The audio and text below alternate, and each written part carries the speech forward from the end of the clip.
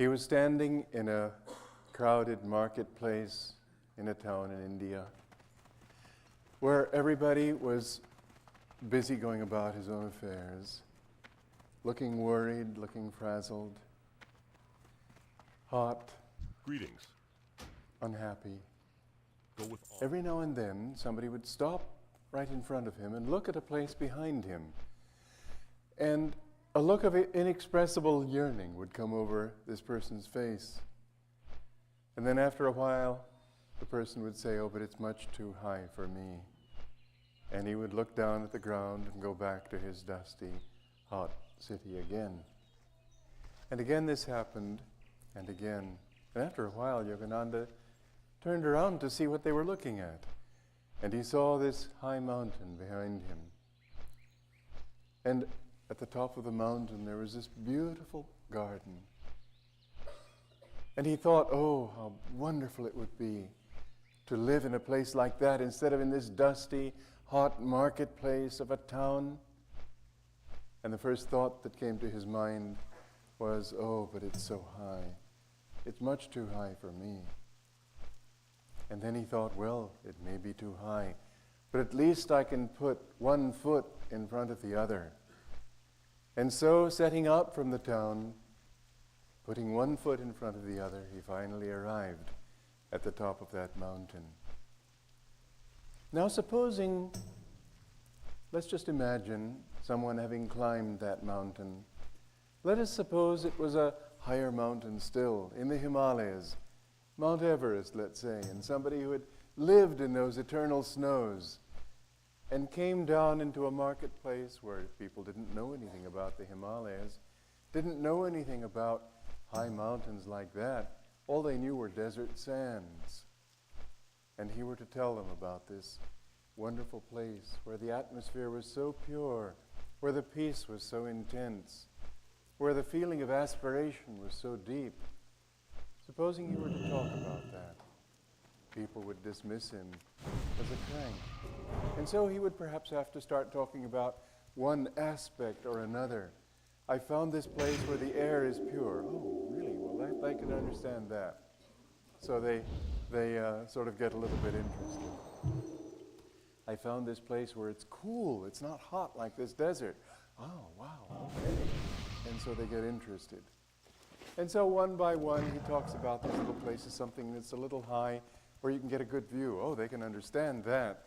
So even though they can't imagine anything higher perhaps than a minaret, still a place where they can walk around and not just have to climb a staircase to get there. They can imagine this. And so the disciples of the great master are, in a way, in an awkward position to try to present who he was.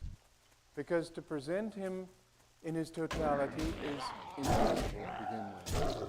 I remember one time, because the love that Yogananda had for his disciples was so deep and so inspiring. I'll never forget one time I was leaving the room and just turned around to say goodbye, or I'll see you in the afternoon or something like that. And I didn't have my glasses on. I don't like to wear my glasses when I lecture because I feel that the glass is sort of like a barrier between me and people. But when I don't have them, the truth is I don't see very much. I assume you're all out there.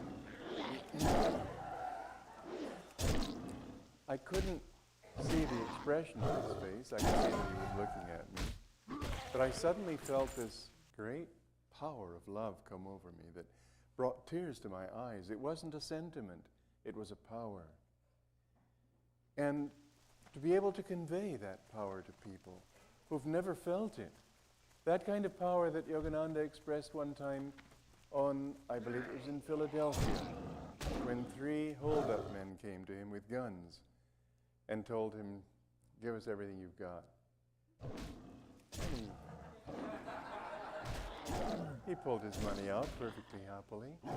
He said, "I don't mind giving you my money. This isn't my treasure. I have something of much greater value that you can never take from me unless I give it."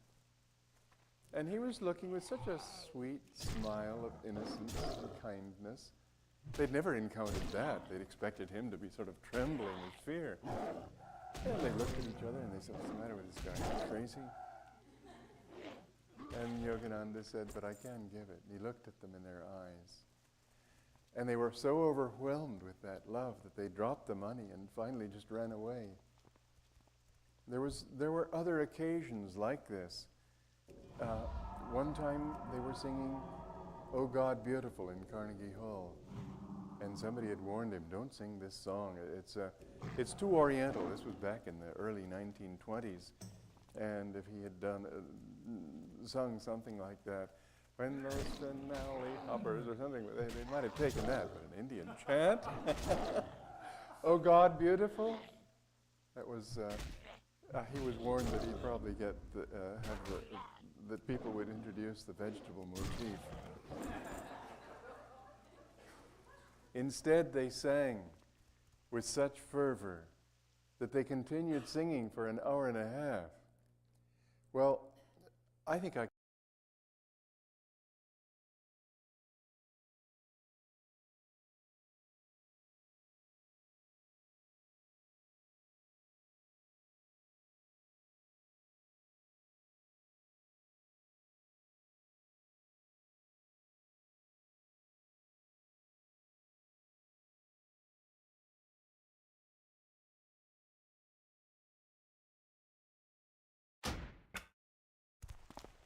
can speak with some experience, having given lectures, led chanting and so on for 44 years. I don't think I can remember when I've been able to hold sung one chant with me for an hour and a half. It was more than the power of that chant, although it's a wonderful chant. It was his power. He could fill a room, he could fill a country, he could fill the world.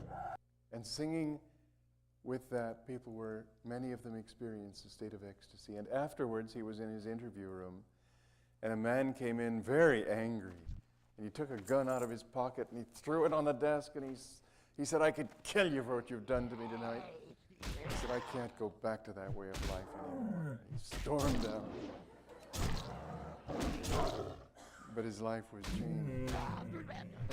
And again, I have seen, felt, I've known people who have experienced that kind of power. So you talk of love. You talk of this great man's love. And it's inspiring, and it's beautiful. But it's just the color of the snow, or it's just the coolness of the mountain. It doesn't talk of the altitude. It doesn't talk of the greatness of the mountains. When people think of a great master and think of him as love, then, well, I'm reminded of some temple I went to, some church in Los Angeles. And there was this woman who was showing us around. And she opened the door to the sanctuary. And she said, "And this is where we pray." Jesus. Oh my God. If that was the kind of emotion Jesus evoked in people, he either had a bunch of emotional cripples around, or he didn't have anybody and somebody invented the story. Because nobody could have that little power and attract a following. I often think of Jesus too. When you read the Bible, you get this impression of somebody who was sort of standing around looking at people and weeping for their sins all the time. Well, how many of us would have followed him if he had just been weeping for our sins? He was a man of joy, and so was Yogananda. Joy, love, power. Power was something that he expressed in his life in such a way that it was awe-inspiring. There was one time during the war when things weren't going well, and he was sort of getting impatient with the way the generals were, and he said it was he remembered another life when he'd been a great general. And if you don't believe in reincarnation, you can simply take it that he had this power in himself. But he began talking the way he would lead troops, and they said that they all felt like grabbing whatever arms they could and rushing out there. because he had so much power of magnetism, power of will, and it was that power of love that he expressed. It wasn't a sweet, soupy sentiment. I'll never forget one time somebody was reading, and this is a tape I made at the Song of the Morning Ranch, but they were reading during a Sunday service that part in my book, The Path. So I describe him saying that we should go north, south, east, west, everywhere, spreading these ideas of world brotherhood colonies and so on. And the reader was saying, and you must go north, south, east, west. I said, give me that book. I read it the way I remembered him saying it. Go north, south, east, west, everywhere! My God, when he'd finished that talk, I swore on my life I would start a community. And I did. But he had that power to inspire. Who are we, little chickens, that can really bring him to you? It's a little daunting.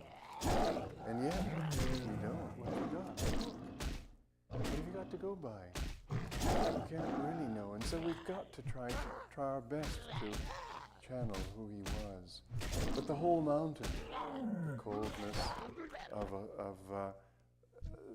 just not being touched by anything, the hugeness of it, the vast consciousness, the purity, the absolute purity of his love, he was so, because he was also so sweet. I'll never forget that one time that I've mentioned in my book, The Path, when he'd been out.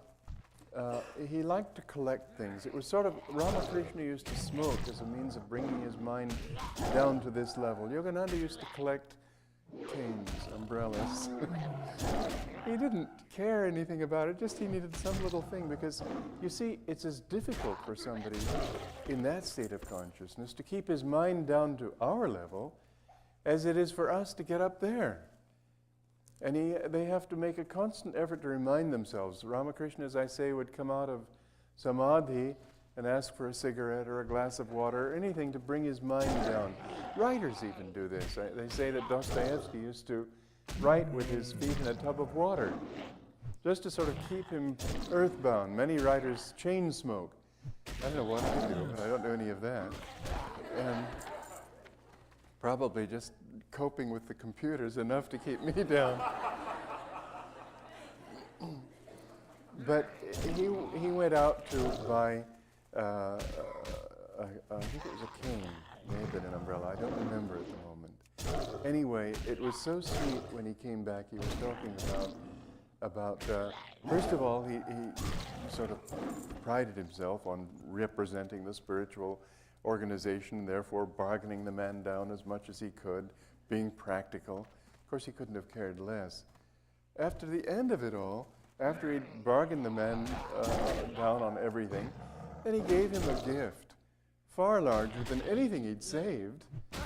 Gave him much more money than he'd saved in bargaining, because then he was able to no longer be the representative of an order, but just a fellow child of God.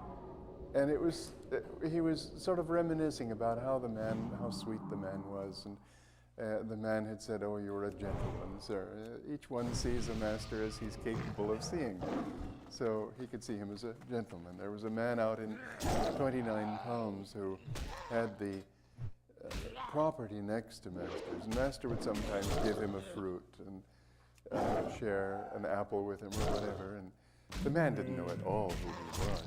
And he said to Brother Ananda Moy when he was out there in the desert one time, he said, "You know, he's a little, but he's got a heart of gold."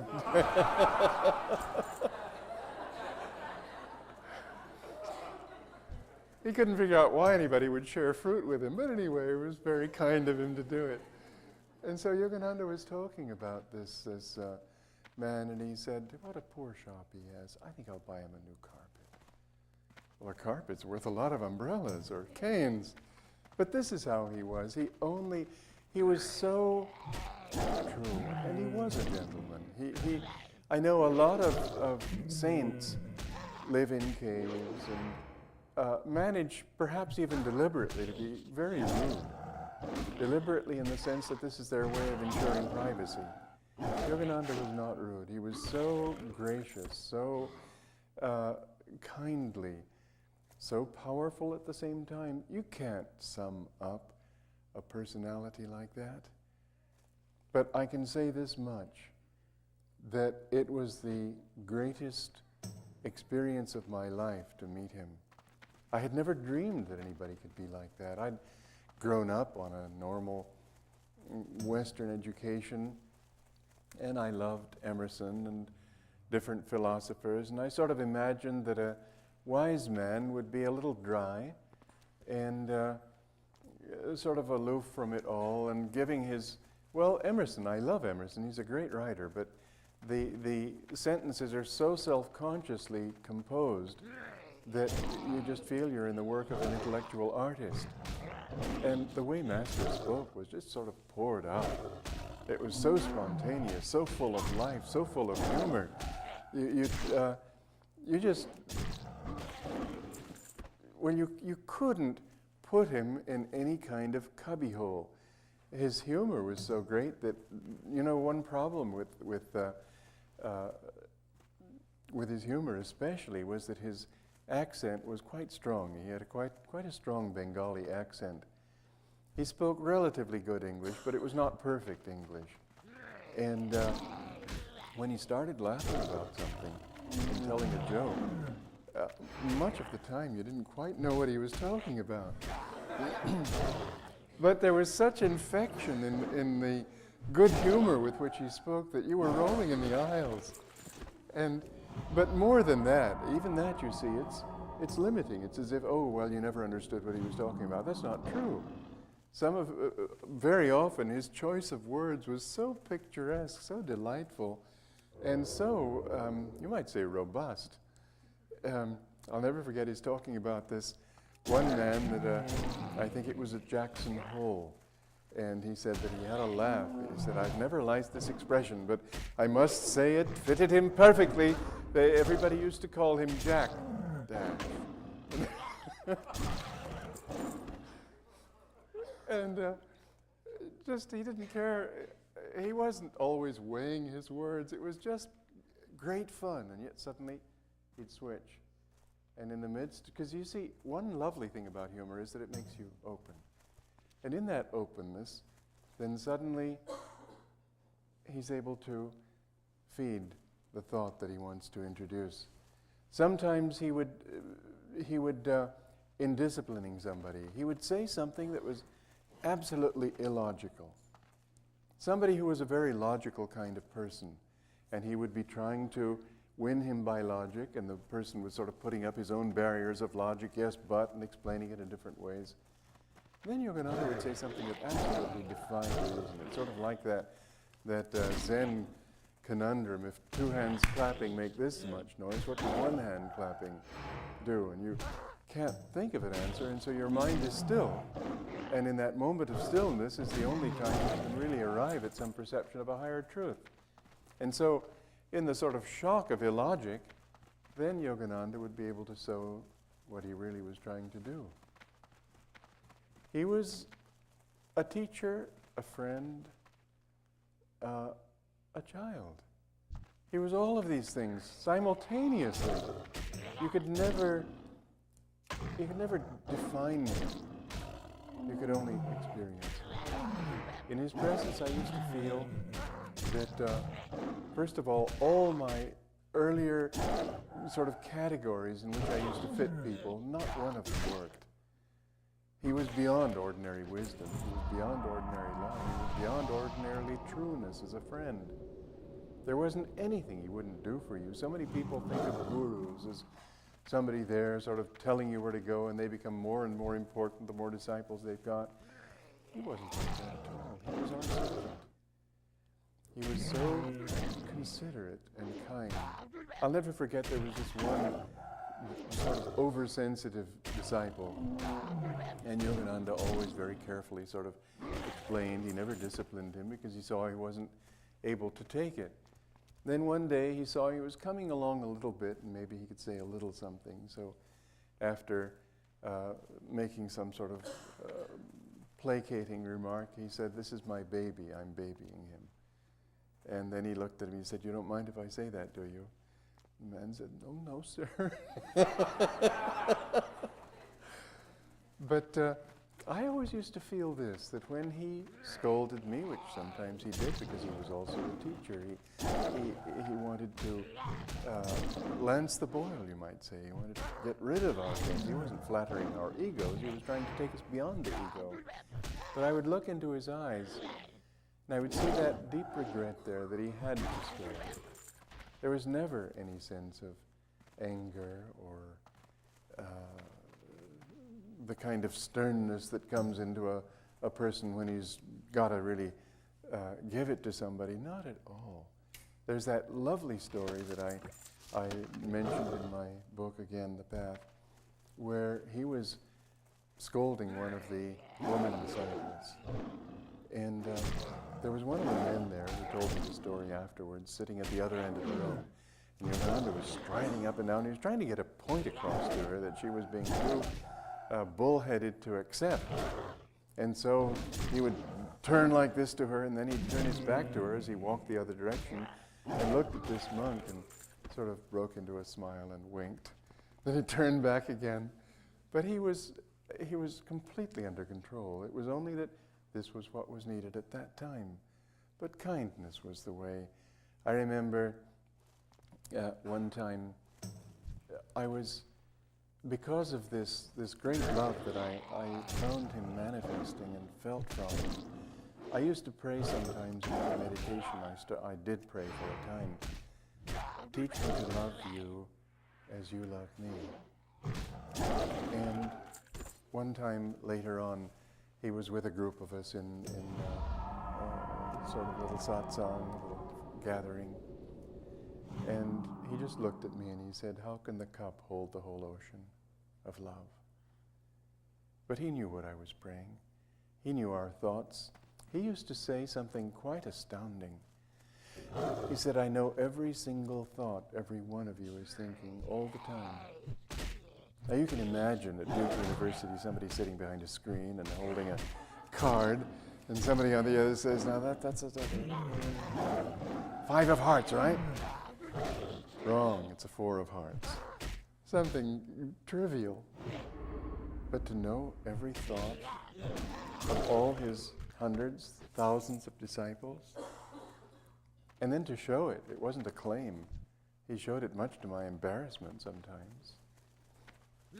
There was one time there was a bar mitzvah in Beverly Hills, and you can imagine how all the Jewish doctors and psychiatrists in Beverly Hills were humble devotees, and they were very materialistic. And there was this one guy who buttonholed me and started talking about how all this yoga and stuff was just a bunch of nonsense. And I said, "You know, there are powers that are far greater than anything that ordinary human beings can even imagine." I told him a little bit about some of the miracles that Yogananda had performed, and the man was more skeptical still. Well, about a week later, there was a guest at Mount Washington, and Master had me serve lunch for him. Then after these lunches, he would have me demonstrate the yoga postures, and then after the guest left, he would sit and talk with me for a while. And just very casually, he looked at me and said, "By the way, when you're with skeptical people who don't understand these things, don't talk about these miracles and so on. They're not open to it. They don't understand." But he knew. There was one time 2 of the monks were talking about very worldly things on the way down to Encinitas, and Yogananda met them at the gate and said, "Don't talk like that." And he quoted back to them everything they'd been saying. But this kind of consciousness is not possible for a human being. Don't you see that what we are and what he came to show us is what we are, not what he was? We are like little tiny windows in the great vault of heaven. That great consciousness that produced the galaxies, that produced the rocks and plants and oceans, that produced our bodies, that great consciousness is in everything. It's in you. That's why Jesus said, don't seek here or there. The kingdom of God is within you. And this is the message of the great masters. They don't come to show us their greatness. They come to show us our potential. And he wanted us to break away from that thought that we are just a little ego. Because ultimately the ego is a delusion of the mind. It's the consciousness of infinity attached to a little body and therefore thinking it's the body. It's that consciousness looking out through the window, looking outward into the world through that window, and suddenly beginning to think, oh, it's the window. I remember when I was at Mount Washington working, I had a little building separate from the main building, and I worked in that building. There was a lovely big picture window in front of my desk. And often I would look up from my desk and gaze out into the garden and just sort of relax my mind with the greenery and the flowers and the trees. One day we had a storm, and the storm spattered mud all over the window. I couldn't enjoy looking through the window because all I saw was that mud. Well, I was busy working, or if you want to put it another way, I was too lazy to wash the window. I'll leave it up to you. People who see my unmade bed may think the latter, but I'll let it go. Finally, after, say, 3 or 4 weeks of this, I got the time on a Saturday to get out and clean that window. Well, I had enough time looking at the garden through that window to really sort of feel the difference once I'd washed it. And after I'd washed it, I stepped back and I said, what a beautiful window.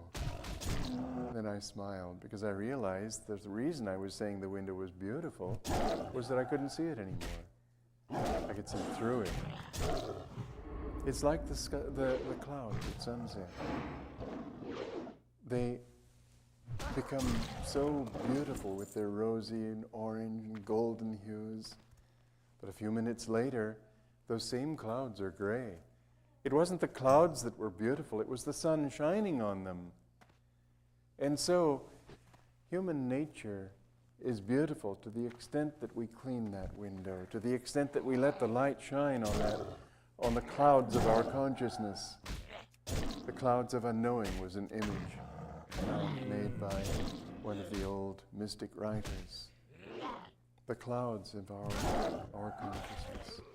Illuminated by God, they suddenly become bright and beautiful. And it's not our doing. Don't you see that when we look out, we only see this, but when we look back at the source, we suddenly realize that, oh, that's who I am. And this, again and again and again, has been the experience of one person or another. One person or another looked at that mountain and said, oh, I'm going to put one foot in front of the other. It's worth the effort. And in doing it, he arrives. One person after another arriving comes back and tells other people about that garden.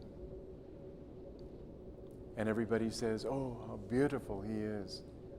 And they don't realize that what makes him beautiful is ultimately that he doesn't even exist. He's gotten his ego out of the way.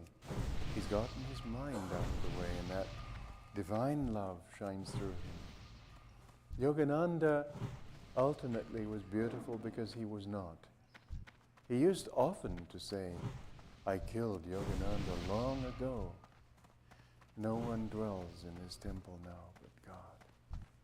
And that was his consciousness. I would look into his eyes sometime. You know, normally when you look into people's eyes, you can see a personality. You can see anger, impatience. The eyes are the windows of the soul. You can see all the different, very quickly you can tell the passing emotions that go through a person's mind just by looking deeply into his eyes. But I would look into Yogananda's eyes, and it was as if there was, it's not nothing, it's no thing. That's different, isn't it? It was not a personality. It wasn't a person who had personal likes and dislikes. That's what makes up a personality. It's not that he was a zombie. It's not that the eyes were dead. There was so much life there. But it wasn't that life that's tied to ego consciousness. It wasn't that life that's tied to the thought that I like this and I don't like that. So when we talk of him, even to talk of the things he liked, the things he wanted, he didn't want anything. He didn't like anything. He didn't not want and he didn't dislike. He just allowed things to happen. Ultimately, you know, it was a strange experience that I had living with him. I could never remember what he looked like. All the times I saw him, I could never remember. I can remember anyone else. I couldn't remember him.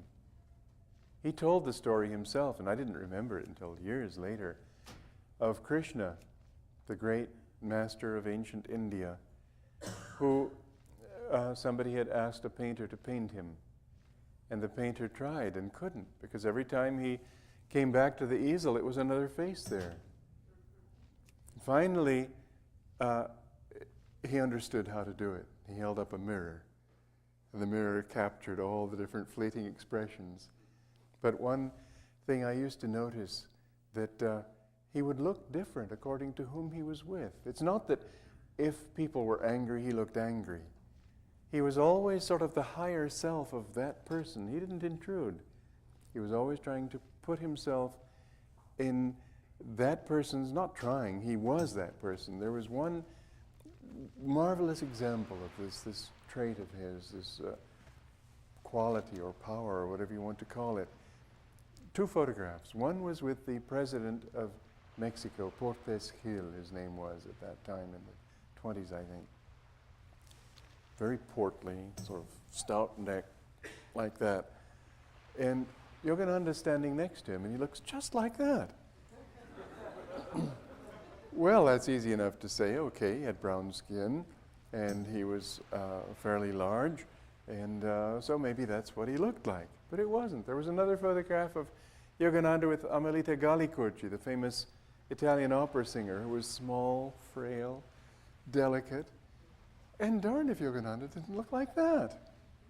Completely opposite physiognomy, and yet he somehow looked like that because he had that consciousness. You can't make those changes of your bones and things, but somehow the consciousness came across that way because he was just a mirror to whomever he was with. He was a flawless mirror, as Kamala titled her book of her life with him.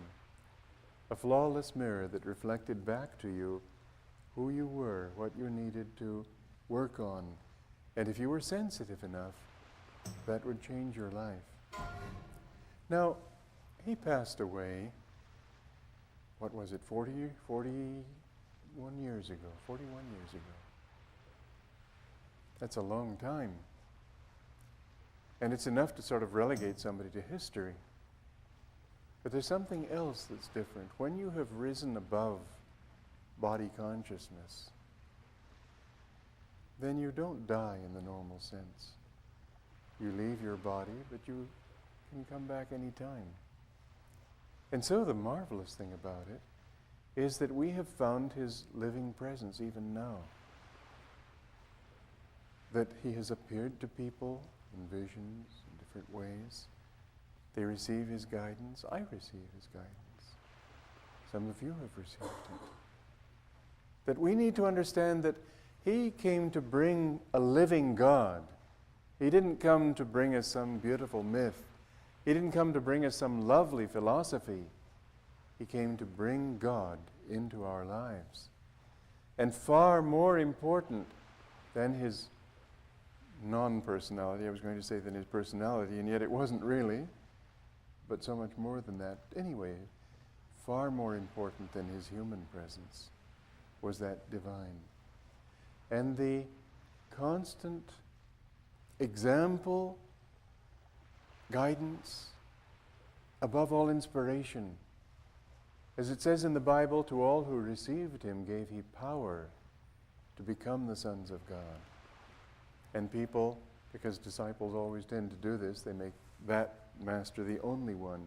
But they don't come to be the only one. They came to show us how we can be that. As Jesus said, what I have done, you can do too, and greater things.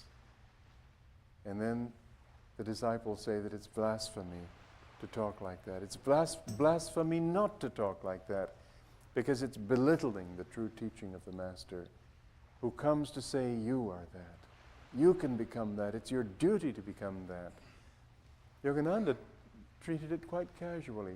One time, because I had a beard back in days when nobody was wearing beards, he told me to grow a beard.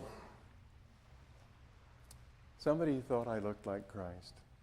And so they wanted me to be in a pageant for the Masonic order, for some pageant of ushering in officers or something. So anyway, there I was supposed to be, Christ on Gethsemane, and looking properly woeful and everything, you know, not saying a word. Well, anyway, afterwards Yogananda said that some people said you really looked like Christ, and I said, well, I'd rather be like him than look like him. And the normal badinage that happens between people, you know.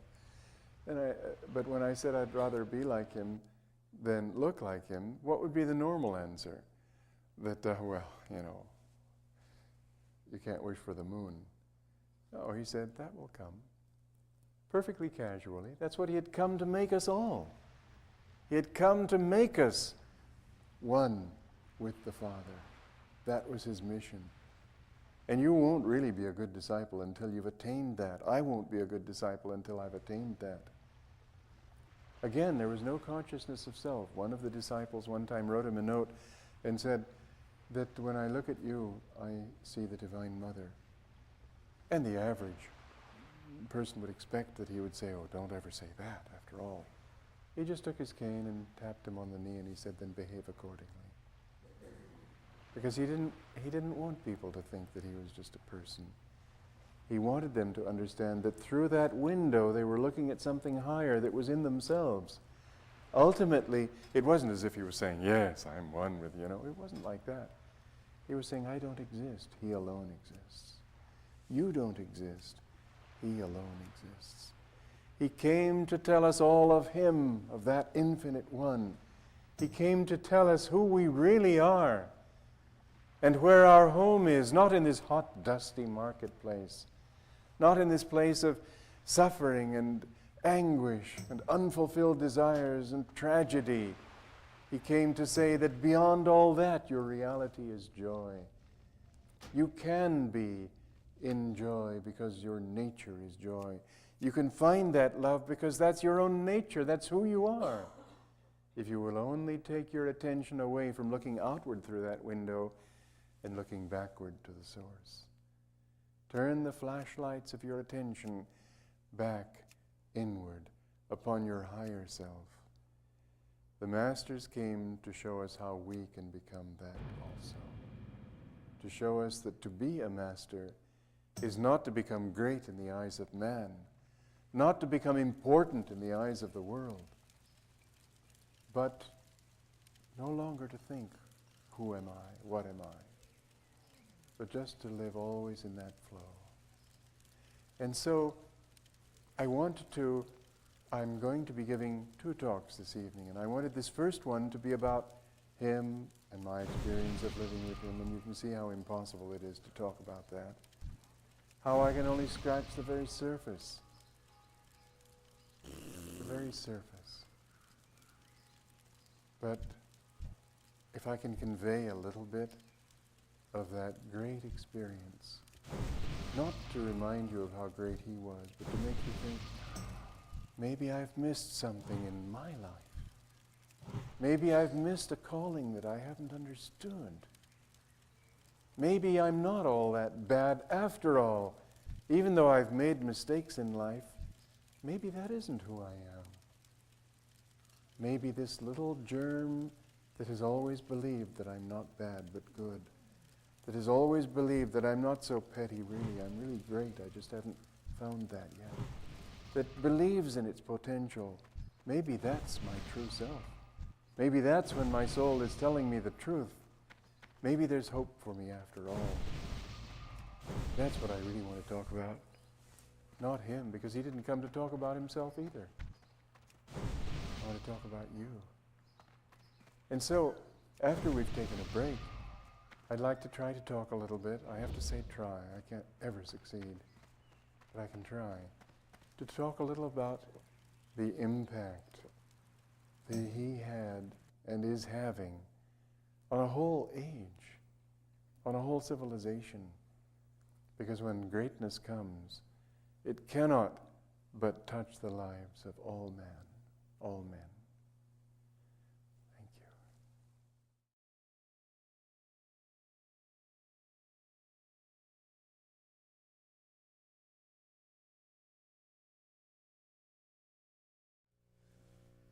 I wanted to talk a little bit about the world mission of this great master.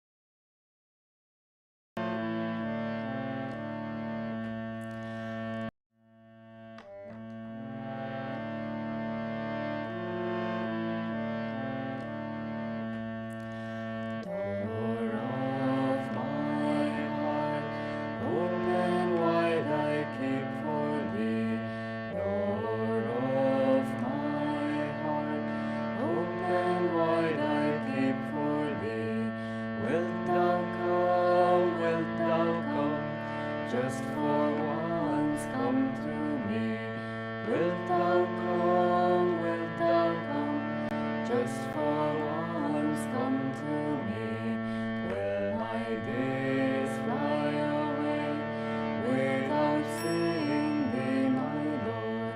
Will my days fly away without seeing thee, my Lord? Night and day, night and day, I look for thee night and day. Night and day, night and day,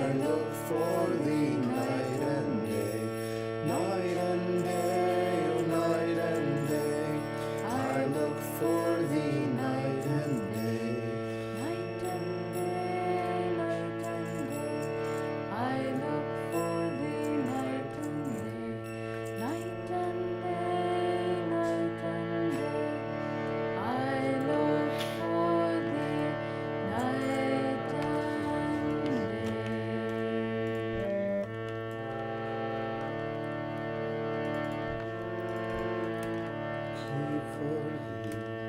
Door of my heart, open wide I keep for thee. Wilt thou come, just for once come to me? Wilt thou come, just for once come to me? Will my days fly away without seeing thee, my Lord? Will my days fly away without seeing thee, my Lord? Night and day, I look for thee night and day. Night and day, I look for thee night and day. Well met. For the Alliance.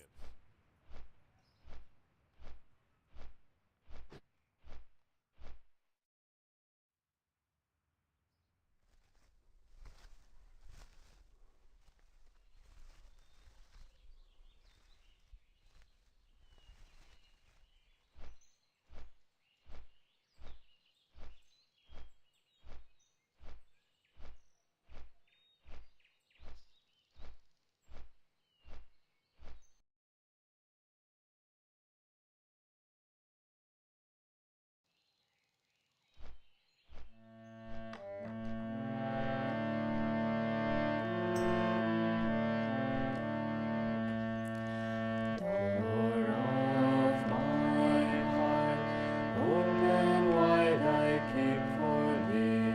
Door of My heart, open wide I keep for thee. Wilt thou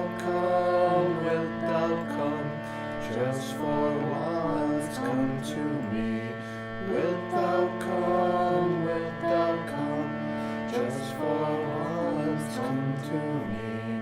will my days fly away Without seeing thee, my Lord, will my days fly away. Without seeing thee, my Lord, night and day, I look for thee night and day.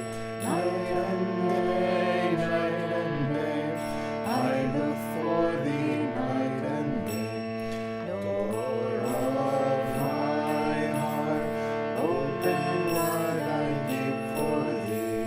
Door of my heart, open wide I keep for thee. Wilt thou come, just for once come to me? Wilt thou come, just for once come to me? Will my days fly away without seeing thee, my Lord? Will my days fly away without seeing thee, my Lord? Night and day, I look for thee night and day. Night and day, I look for thee night and day. Door of my heart, open wide I keep for thee. Door of my heart, open wide I keep for thee.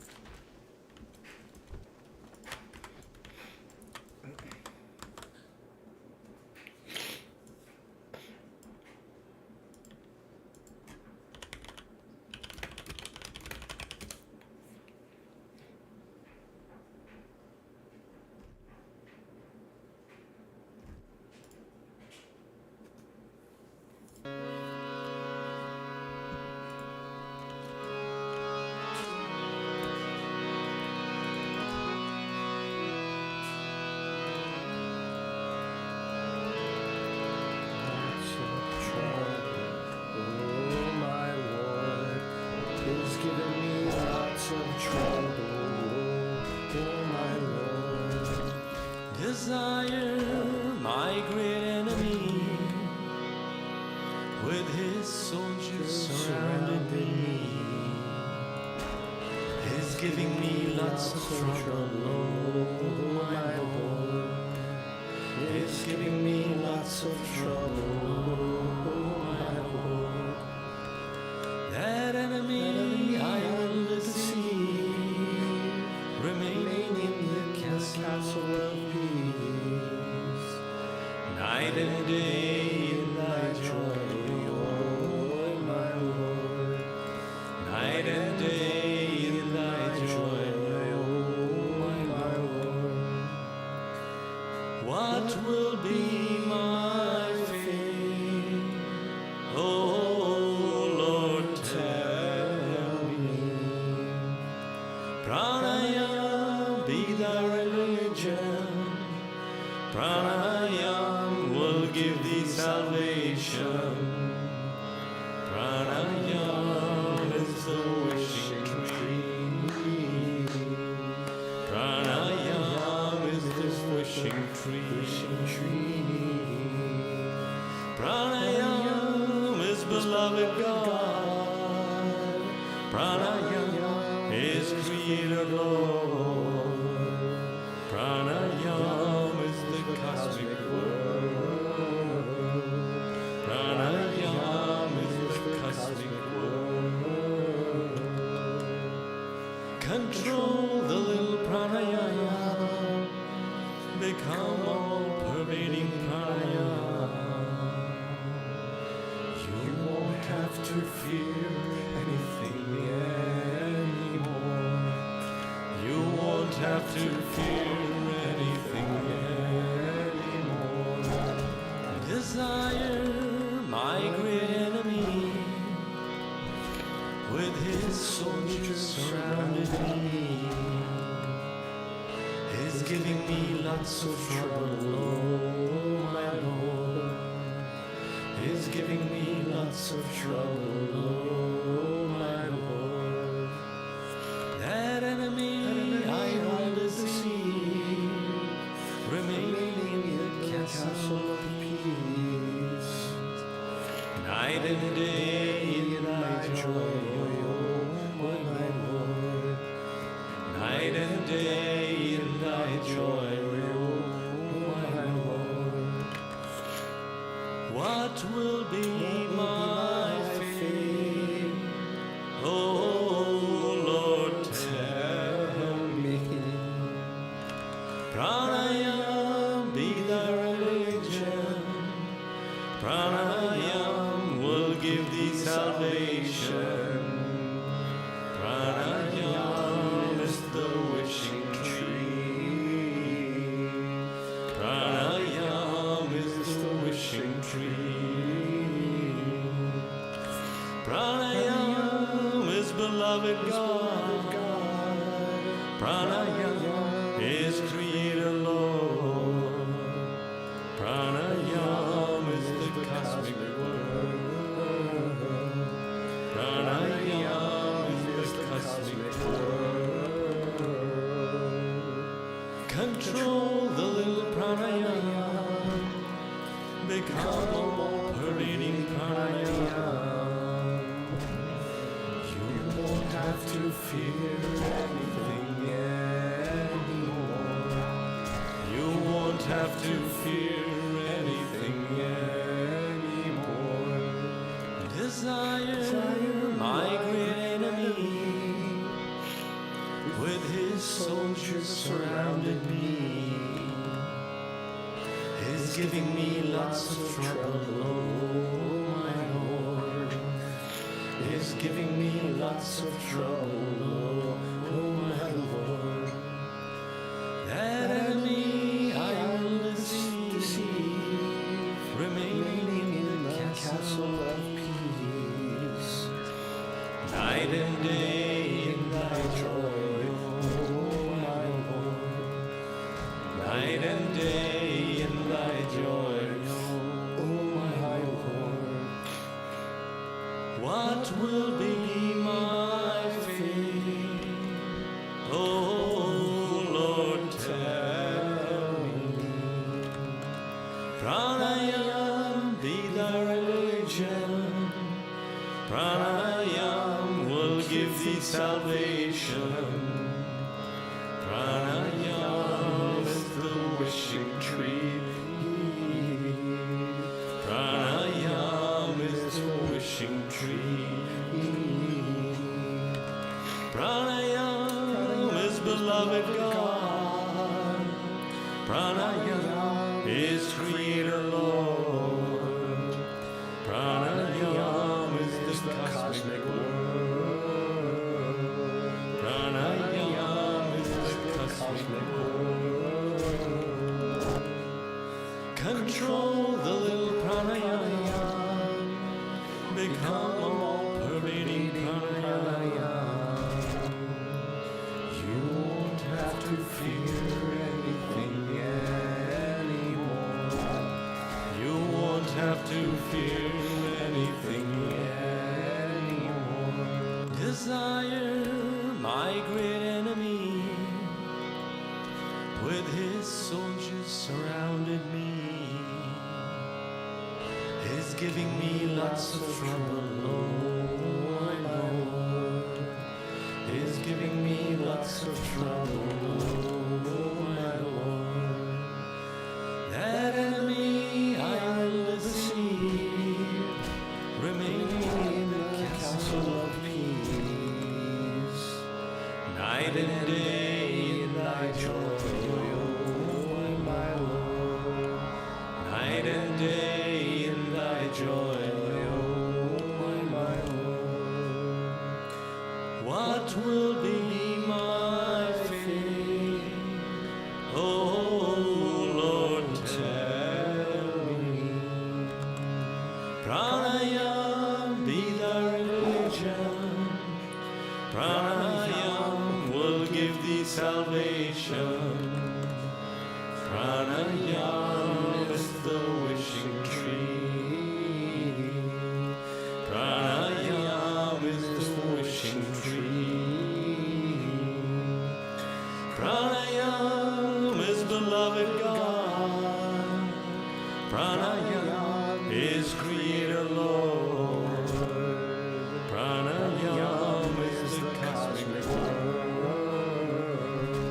Pranayam is the cosmic world. Control the little pranayam. Become all-pervading pranayam. You won't have to fear anything anymore. You won't have to fear anything anymore. Night and day in thy joy, oh my Lord. Night and day in thy joy, oh my Lord. Night and day in thy joy, oh my Lord.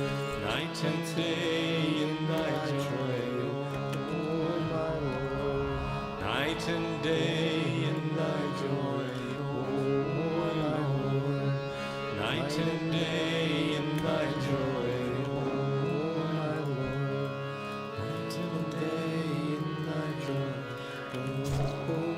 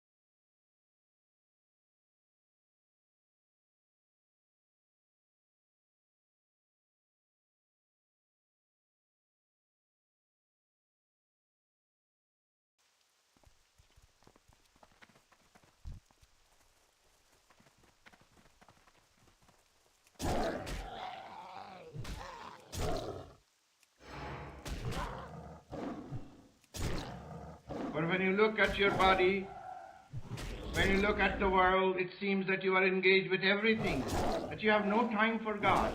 But every night, He dissolves your body in the subconscious sphere and makes you realize that you are not a man, nor a woman, but a piece of consciousness, a reflection of His consciousness sleeping in space, in joy.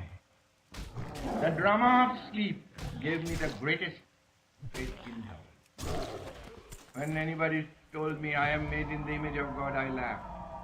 Because I couldn't see in this frail body the image of God. But Master said, in this subconscious mirror of sleep, you find that you are infinite. That every night you become the infinite. You are not man nor woman. You are joyous and happy and conscious. For when you wake up, you always know that you were never unconscious in sleep. You exactly know how you sleep. Only you are not conscious of your body. But you are conscious of your real self. And the nest of your troubles starts with the body. So all the gifts and kindness that you have given to me, I want to give this gift to you.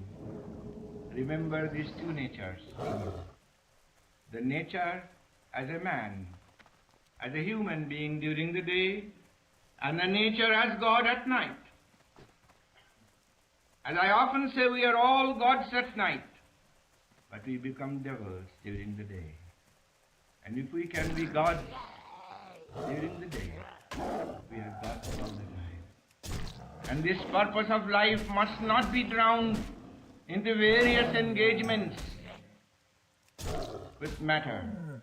We must remember, if God says, I have no time for you, and stops sticking in your heart, all your engagements have to be cancelled immediately.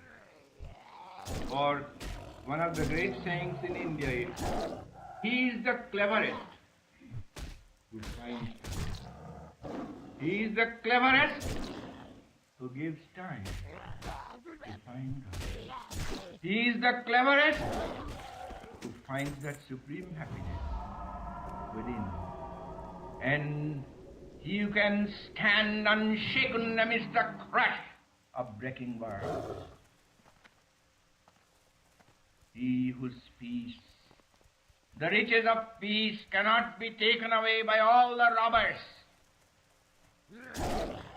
of circumstances and trials. In this spiritual family, you all remind me by your actions of one millions forget. And that's why they suffer. I remember one day I was in the movies. Movies has one fascination because I see the whole world as movies.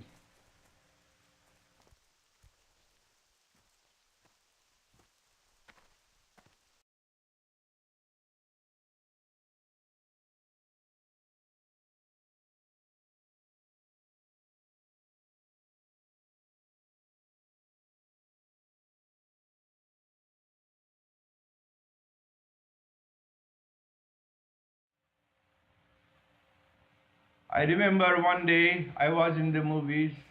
Movies has one fascination because I see the whole world as movies. I was in the booth and I saw the operator was reading a novel.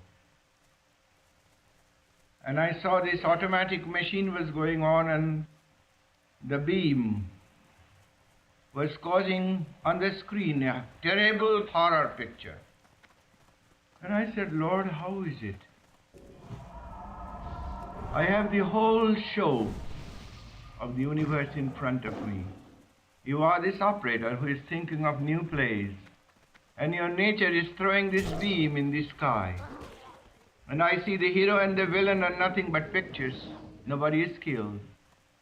Many were being killed and shot in this picture, but I saw from the booth it was the light that had created the villain, and the light had created the hero.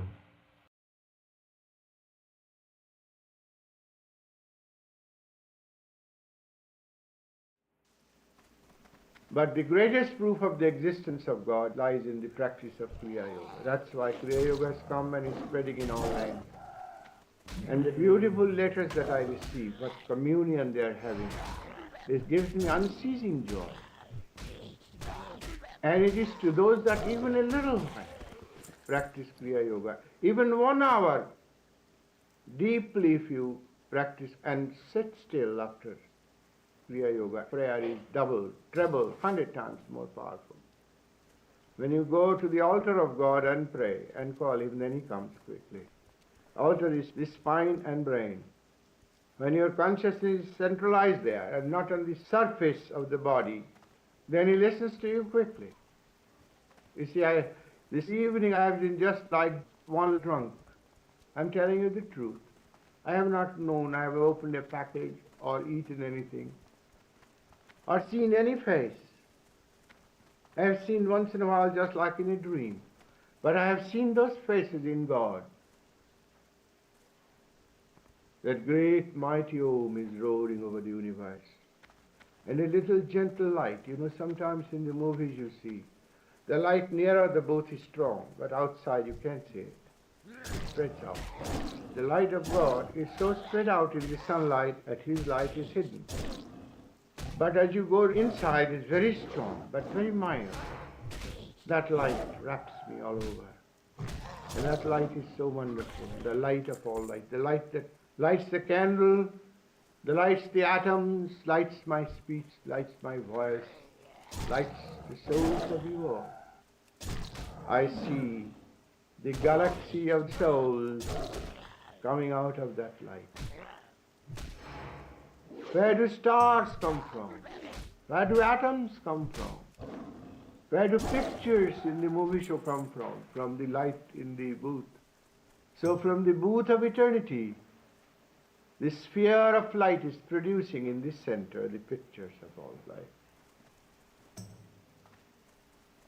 As I am talking to you, that great sound, the great cosmic voice, takes away my breath. And I see the other side of the picture. It's so beautiful. This just a meager side of that light.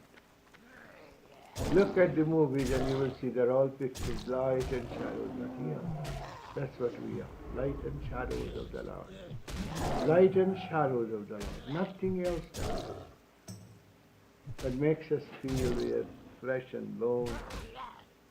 What's wrong? At the night time we will all see that you have lost that consciousness. Night time is your real existence. This is your false existence. This is the state of hypnosis. Under hypnosis you can eat salt and be made to think it's sugar. That's what God is doing to us. It's a cosmic hypnosis. And when you remain in Om, when you practice Kriya, you are no longer in that hypnosis. That's much more enjoyable than this terrible hypnosis which God has subjected us to. And He knows that in a way He has not done right by us. He is very sorry for creating us. He suffers with us. But He has no way to get you back because He has given you independence to reject Him or accept Him. That's the greatness of God, that He gave you the same independence, not as much as He has, but He has given the independence to reject Him or accept Him. A God that forced His love upon us wouldn't be a God. But that is His beauty, that He has so much power and everything. But He has given us the power to reject Him or accept Him. If you accept Him, everything will be fun and joy. And you will be able to show others that are dreaming nightmares that the Lord is not bad as they think. As I told you, in my boyhood every night I dreamt that a tiger broke my leg. It was so vivid that mother used to come with a lantern and I used to cry and shout, and I said, Mother, is it true? She said, there is no tiger. And I opened my eyes and I see my leg. She said, but mother, it pains. Then I laughed because it was all a dream. And after many nights, as soon as I saw that vivid dream, I realized there was no reality, but it was a dream. And so I was freed. So those that used to suffer from nightmares, I used to tell them how to immediately think it's only a dream. And they also got rid of the nightmare. So here I am to awaken you from this nightmare of life.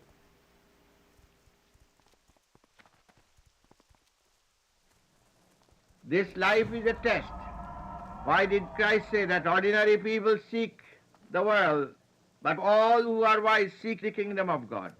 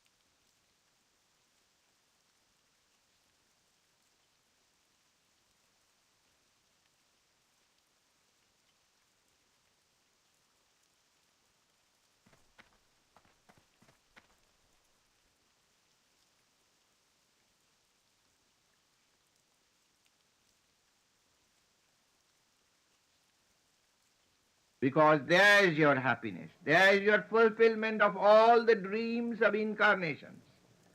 That's why you should learn to meditate, become a spiritual alcoholic, where you will be so drunk with that joy that you will be able to do other works of the world and yet not be mixed up with it. So you must practice the presence of God, and in Kriya Yoga is one of the greatest proofs of the existence of God. Practice Kriya, and you will not suffer from moods. You who love experimenting with so many things, why don't you experiment with yourself and Kriya Yoga?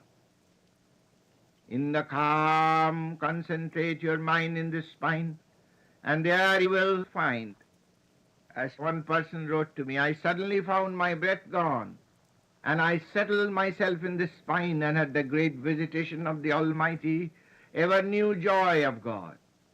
God is ever new joy. In the mirror of his sphere, you will find the universe glimmering. So remember the purpose of this great message. We have started a great movement, and I came for a special dispensation, the interpretation of the scriptures, and giving the Kriya Yoga, the key to heaven. This is Peter's key to heaven. You can use it yourself with the help of the gurus, but join our churches regularly. Study the preceptor regularly. You can do it by yourself. The charcoal doesn't become red by itself, but when the fire enters, it all becomes red and glowing. Through the fire of the teaching of self-realization and the Guru's contact, through the teachings and practicing the teaching, you get that contact more than by only visiting the Guru, because he is busy for you. He is busy with God. Yoga means union, scientific union with God, that you are receiving. Dump your body in the superconscious. That's all I do. I practice a few times Kriya, and I dump my body, and the body is gone. And I am in infinite bliss, the bliss that surpasseth any description.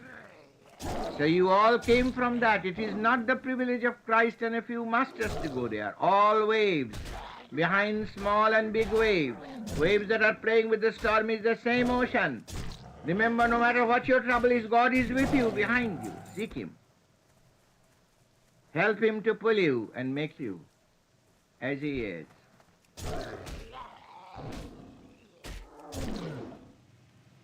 The Sabbath day is meant principally to put your mind on God.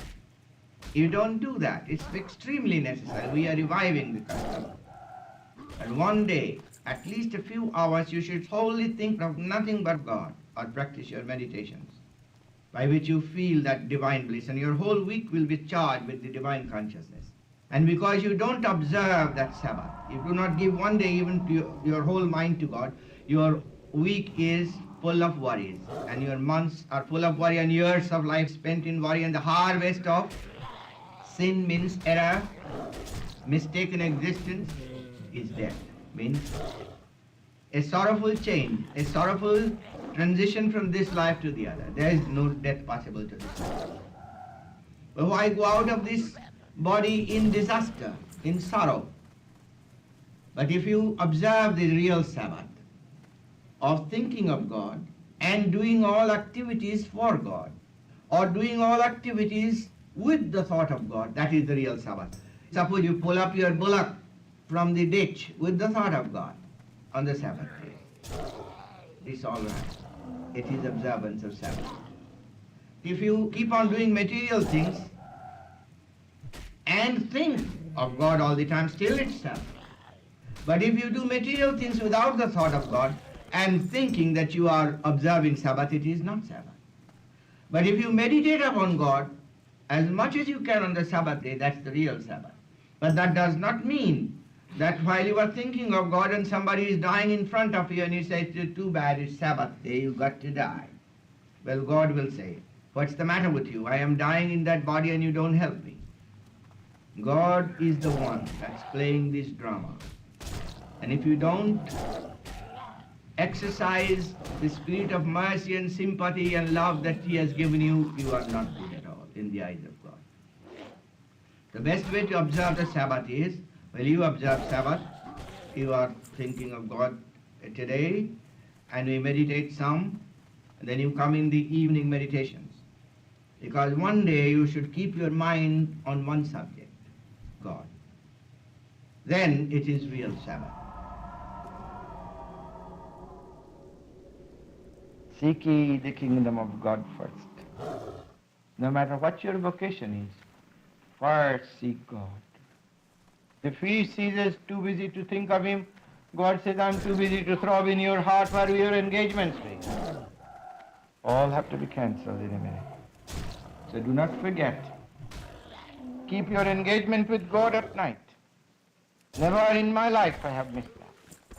And through that I find that all day long is replete with His consciousness. As the disciples of Christ on the day of Pentecost, they were men with new wine, with the new wine of ecstasy. Then it is pleasure to work with God. With God the world is a nest of happiness. Without Him is a nest of sorrows. So remember, on this occasion, that we are bringing the consciousness of living Christ in life. All day long when I see you all working incessantly with pleasure and smile on your face, I know you are working for God, not working for your own pleasure or your own physical comfort. When I see you meditating, I know you are with God in Christ and the great ones. Happiness, true happiness is the goal of life. And true happiness and God are identical. For even in evil, people are seeking God. Like in an acre where there are mostly broken glasses and a few diamonds, people go after the little glasses shining with the light. Then after they bring those little glasses near their vision, they say, well, it's not the diamond. Unless you find the true diamond of happiness, you will never be happy seeking the pseudo-shining glass of happiness. True happiness lies within simplicity of living and whole living in God. That's why God, Christ, and the Masters have sent this self-realization as a new dispensation to give freedom to people. Establish the temple of true happiness in the souls of men. That's what self-realization teaches.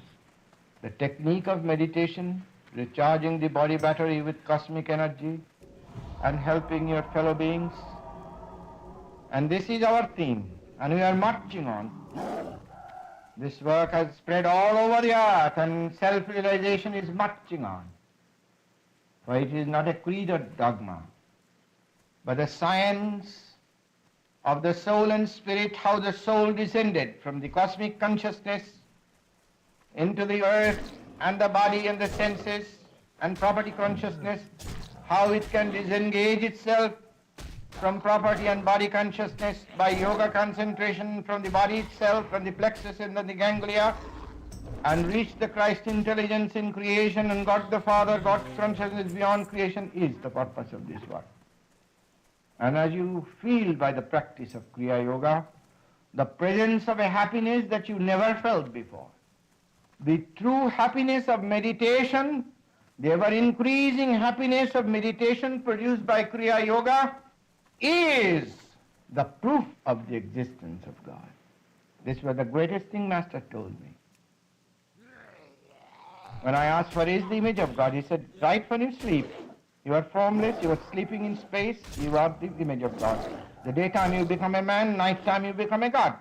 Be a God in ecstasy, with ecstasy in the daytime, and you are God all the time. I said, that made sense. When I practiced Kriya Yoga and was filled with ecstasy, the joy that I couldn't find eating ice cream or having an automobile ride or talking to people or playing, when I sat and practiced, I found the presence of God.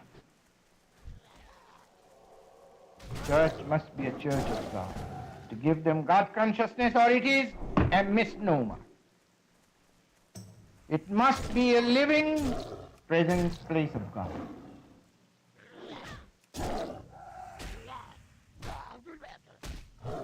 We can hide the gold with a mountain by putting a mountain on top of it, but still under the mountain it will be gold. So is our souls. The immortality and the purity of the soul cannot be covered by the mountain heaps of incarnations of bad karma. I want you to know that. Don't you ever call yourself a sinner or anybody else. That is the greatest sin. Just forget it, what you've done in the past, and don't do it again. Then you will again remember what you have done. To remind people that they are immortal beings is the only truth. When you see a gas burner, the little light shooting over the gas burner, you see underneath, if you look underneath, you'll see one flame. Over there is little flames. But if you switch out the gas burners, all the little lights, chunks of flame become one light again and become extinguished. So are we. You are all little channels of God. The little light of God is shooting through you. So you are moving. When that light will go on, you told me. So you came from Him and you go back home within Him. It is that what sustains. That's unchangeable. That is unchangeable. So the thing is, if a perfect flame of God is thrown into the body, how can it go back? And when we have been given the free choice to do good and evil, that means we are responsible. We have been made responsible for our actions. We are not like the animal. The animal commits no sin. It commits no sexual sin, it commits no murder, nothing at all, because nature works with them. All the animals are immoral. They are murderers, murdering each other, eating each other, but they don't pay for their karma. But they have no freedom to get out unless the Lord frees them. Unless their souls are put into human bodies, they cannot be free. But we have free choice. When one sins, though it is one life, one thing is most outstanding when we observe human beings. The difference. Were we made different by God, just as the director gave different parts to the different actors? But remember, the director chooses people according to their talents. So God chooses people according to our talents, how we use our free choice.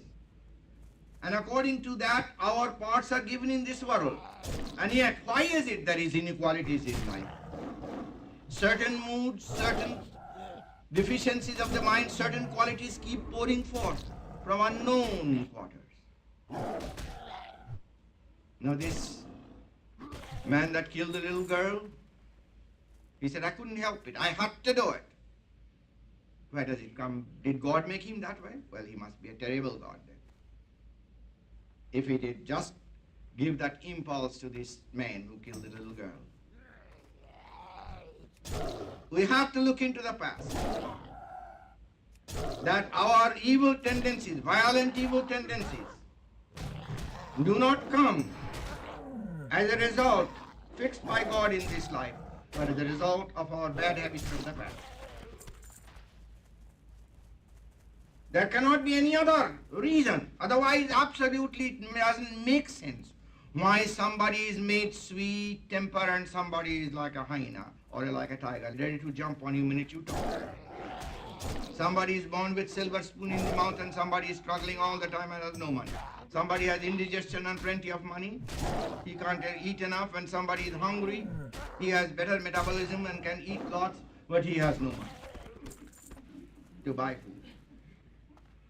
This show has to be different. But these are the results of man's own doing. That sometimes, somewhere, we misuse our God-given freedom. Suppose you are born calm, and every day you become irritable, until you become so irritable that everybody shuns you. Every day's irritability makes you a full-fledged irritable person. So are those that are sick with anger, lust, desire. Those that are sex fiends, they should be put away somewhere.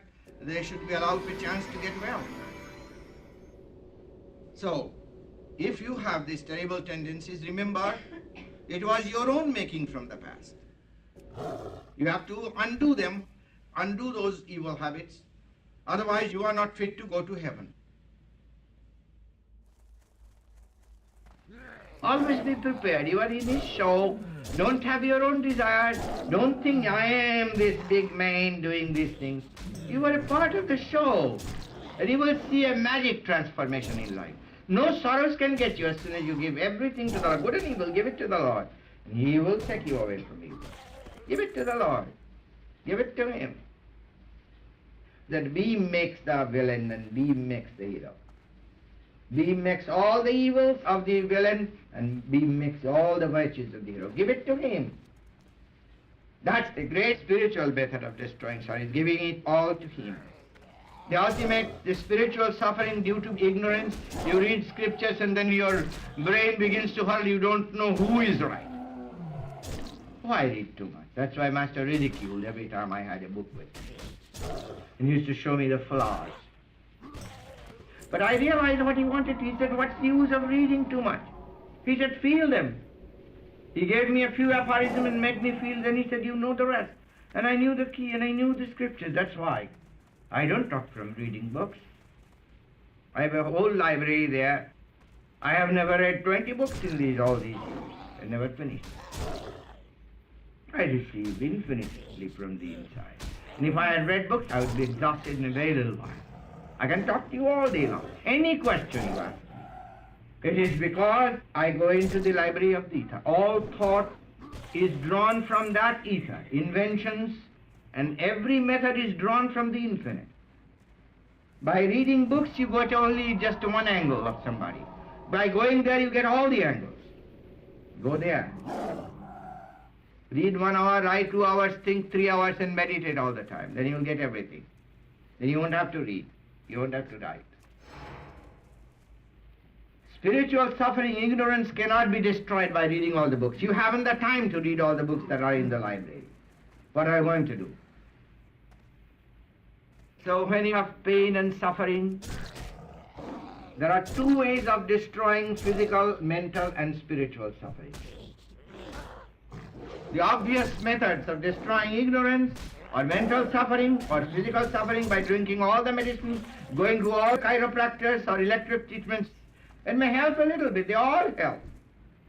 We are not fanatics. When there is a little cut, put a little iodine. Yes. But don't think that the healing is going to come from there. The healing is from God. And if God doesn't want to heal, nothing will help it. That's the proof. That you see that these sufferings by obvious methods of cure does not destroy the root of suffering because they recur. What's the panacea for destroying? Suffering by the roots that there will be no recurrence. By yoga.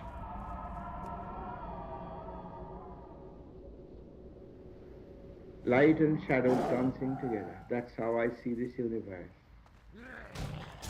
And if you love him, he will show it to you. It's the most strange experience that no human tongue can tell. Only by experiencing loving God. This whole show is to love him. And everybody is our own when we love him. Love him with all your heart and do not be tempted. God's greatest temptation is sex, wine, and money. And if you can, do your best with all your might. In your heart, never have anything there but the love of God. And God will tempt you very much. But do not yield to his temptation if you want him. And if you want him, surely he shall take away the delusion. And there is no comparison between temptation and God. For I weighed temptation and God, and I found him more tempting than temptation. So in the glory of that joy, in the glory of that communion, I know if the whole world forsakes me, he will never forsake me. If the whole world erodes me, I will be nothing better. Praise does not make me better, nor blame makes me less. I am what I am before my conscience, before the true souls that think of me and know me as I am, and before my Father. So love him. That is the only answer. Make him the lover, the beloved, the mother, the father, and the friend. and you will never be deceived. What you are seeking in human beings, if you are at all seeking, I know you are not, but those that are seeking, they will be slapped many times, because it is not love life and producing children that is the purpose of life. Finding God is first. If you happen to be married, that is no sin. But make God first. That's why Jesus said, seek ye the kingdom of God first, because there will be no end to your trouble. And God knows He has sent you away. Get back again, for the world is not worth it. While in the glory of this Spirit we are here. But it's all due to the grace of God. Find that shelter in your heart of hearts when you pray. Do not have any other prayer but the love of God first.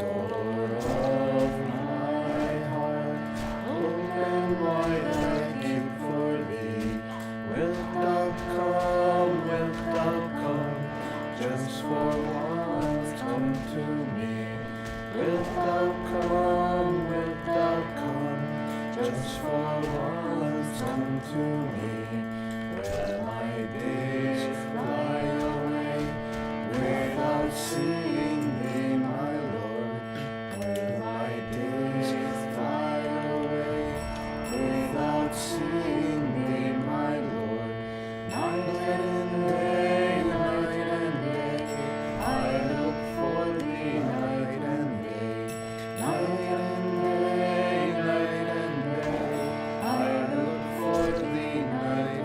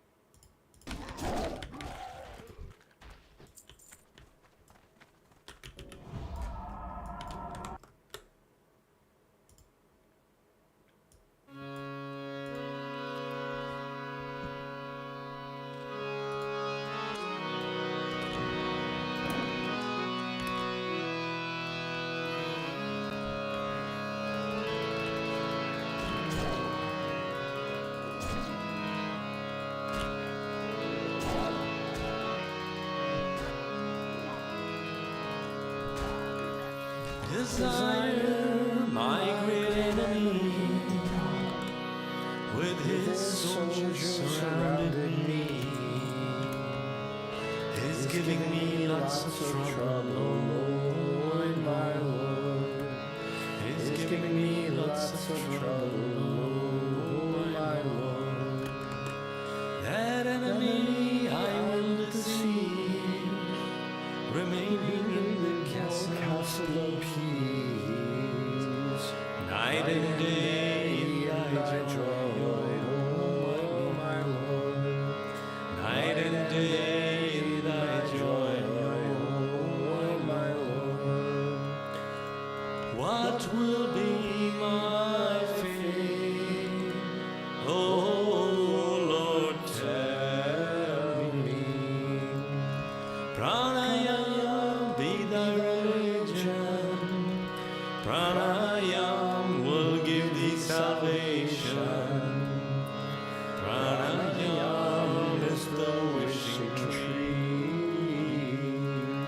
Pranayam is the wishing tree. Pranayam is beloved God. Pranayam is Creator Lord. Pranayam is the cosmic word.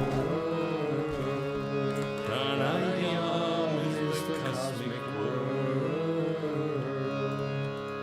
Control the little pranayam. Become all-pervading pranayam. You won't have to fear anything anymore. You won't have to fear anything anymore. Desire, my great enemy, with his soldiers surrounded me, is giving me lots of trouble. Oh, my Lord, is giving me lots of trouble. Oh, my Lord, that enemy I will deceive, remaining in the castle of peace, night and day in thy joy, oh my Lord, night and day in thy joy, oh my Lord. What will be my fate? Oh Lord, tell me. Pranayam be thy religion. Pranayam will give thee salvation. Pranayam is the wishing tree. Pranayam is the wishing tree. Pranayam is beloved God. Pranayam is Creator Lord. Pranayam is the cosmic word. Pranayam is the cosmic word. Control the little pranayam. Become a all-pervading pranayam. You won't have to fear anything anymore. You won't have to fear anything anymore. Desire, my great enemy, with his soldiers surrounded me, is giving me lots of trouble. Oh, my Lord, is giving me lots of trouble. Oh, my Lord, that enemy I will deceive, remaining in the castle of peace, night and day in thy joy, oh my Lord, night and day in thy joy, oh my Lord. What will be my fate? Oh Lord, tell me.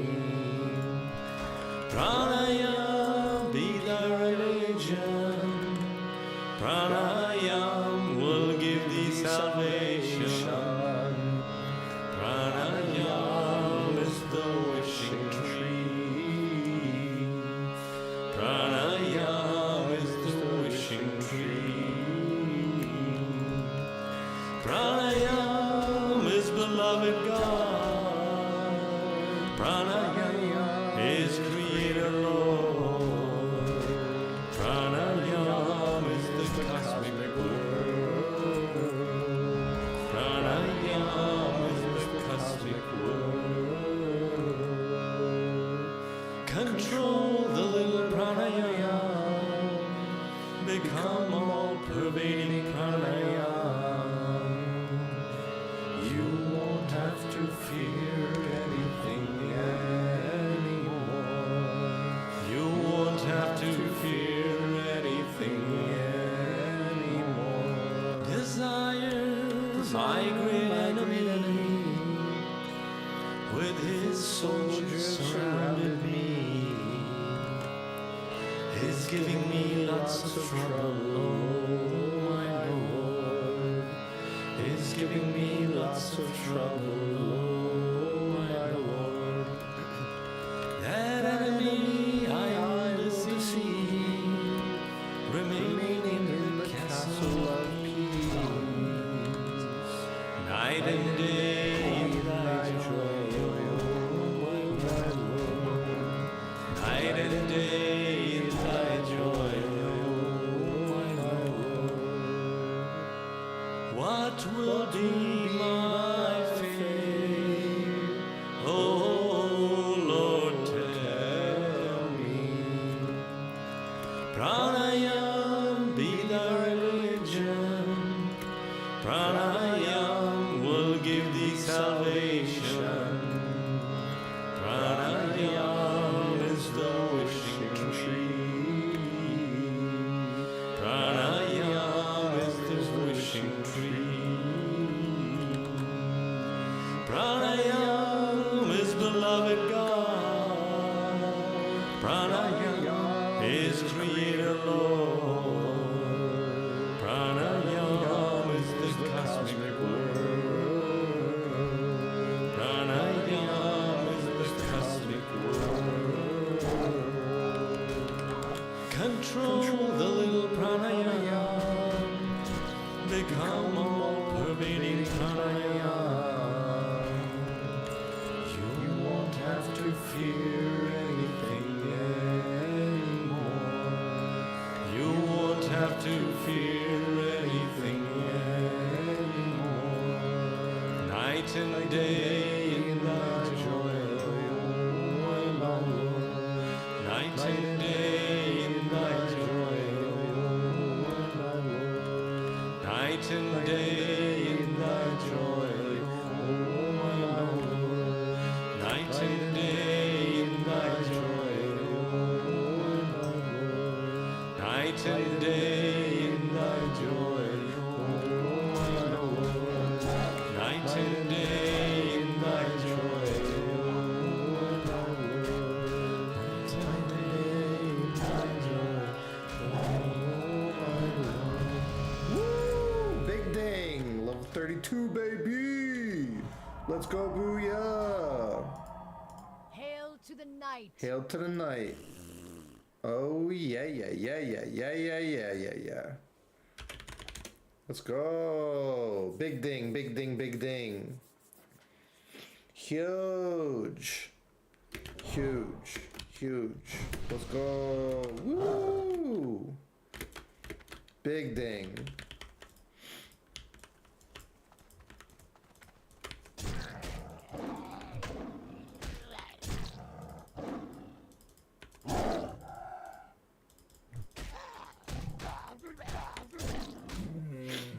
Let me find another kirtan I like. That was Sri Yukteswar's favorite kirtan. Desire My Great Enemy. And then Door of My Heart is one of my favorites too. I like Desire My Great Enemy. I like Door of My Heart. Let me find another one real quick.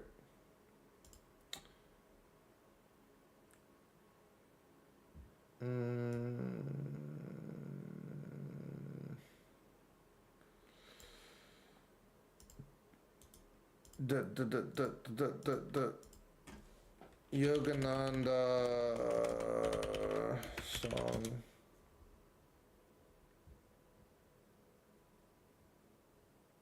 Let's hear some of these.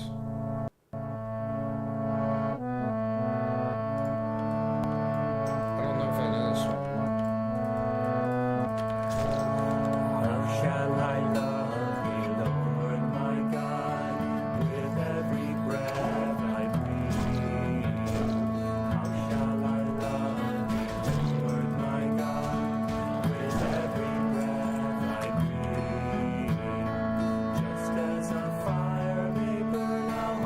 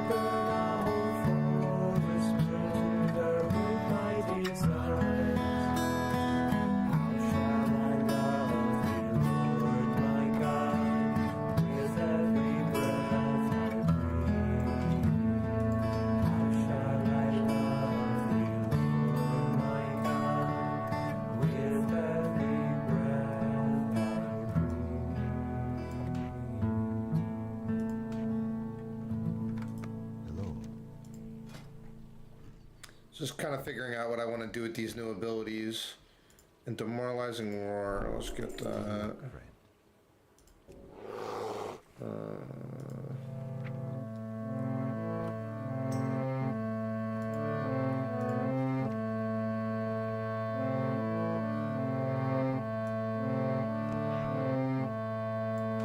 I want only thee, Lord, thee, only thee. I want only thee, Lord, thee, only thee. I want only thee, Lord, thee, only thee.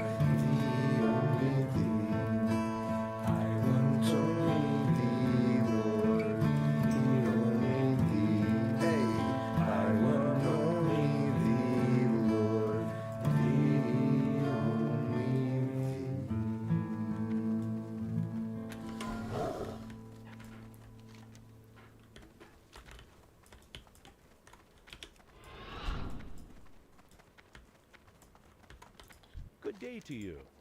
Meet me.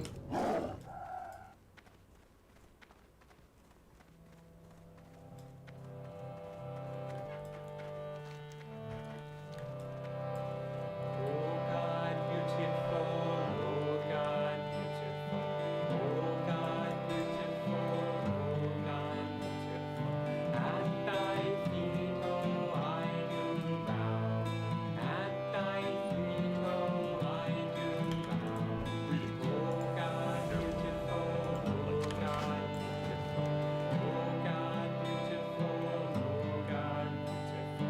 In the forest thou art in the forest thou art in the mountain thou art high, in the mountain thou art high, in the river thou art restless, in the river thou art restless, in the ocean thou art great, in the ocean thou art great.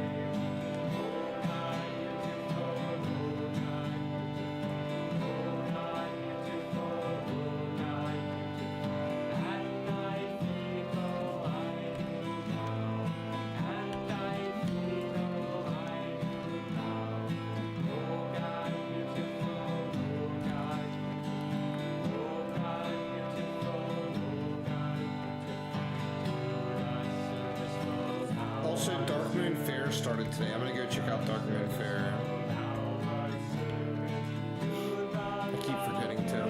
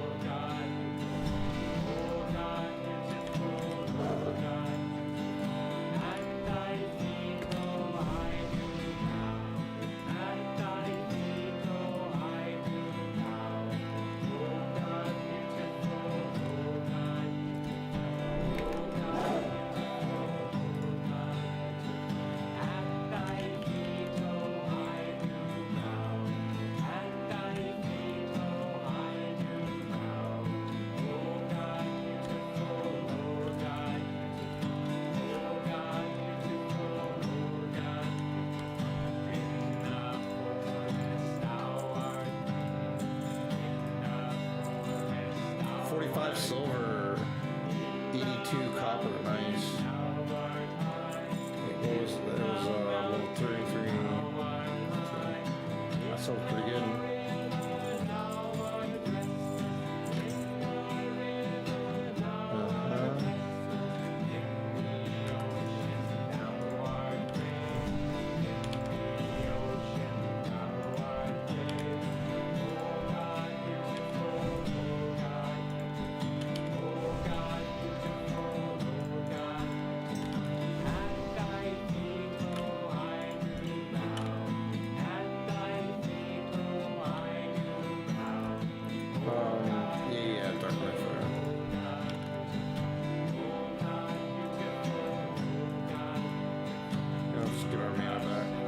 In case we buff people along the way.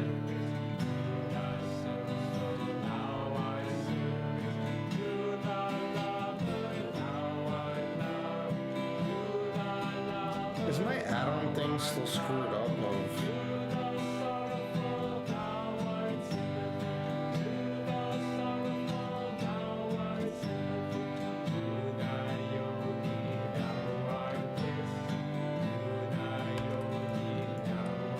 It's been like glitched ever since that update.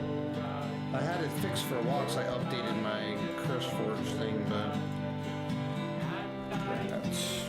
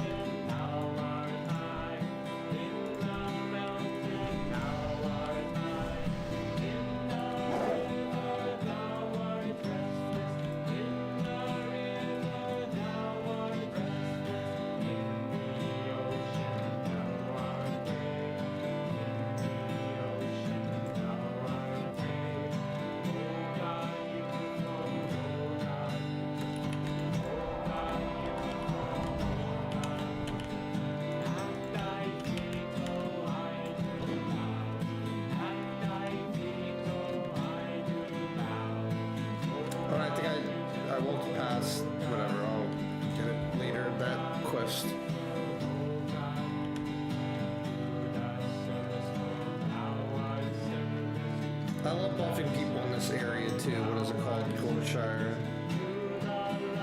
Ugh, I need to stretch.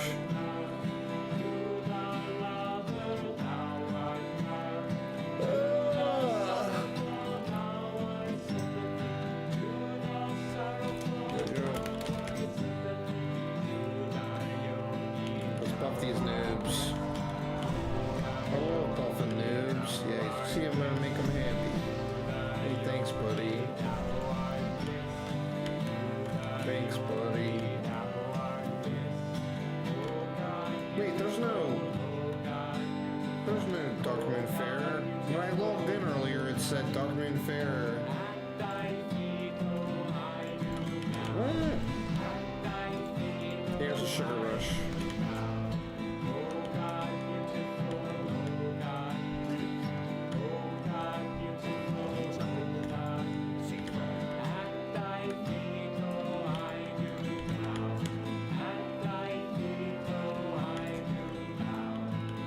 Is it? I don't even see the caravan. Let's watch how quick we get this. Boom, one shot. Boom.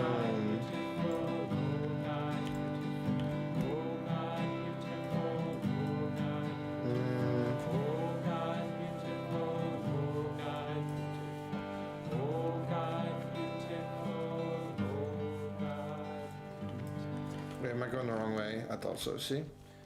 I'm learning. Ooh. Hey, let me buff this noob that's fishing. Here you go, noob. Get them fish.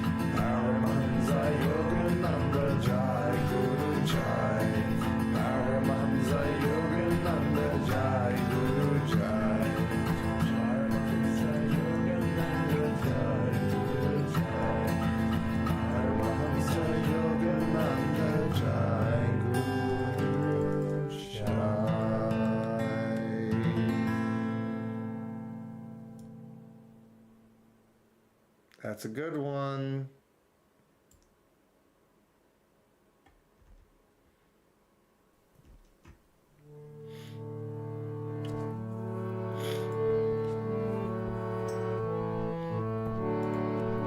That's a good one.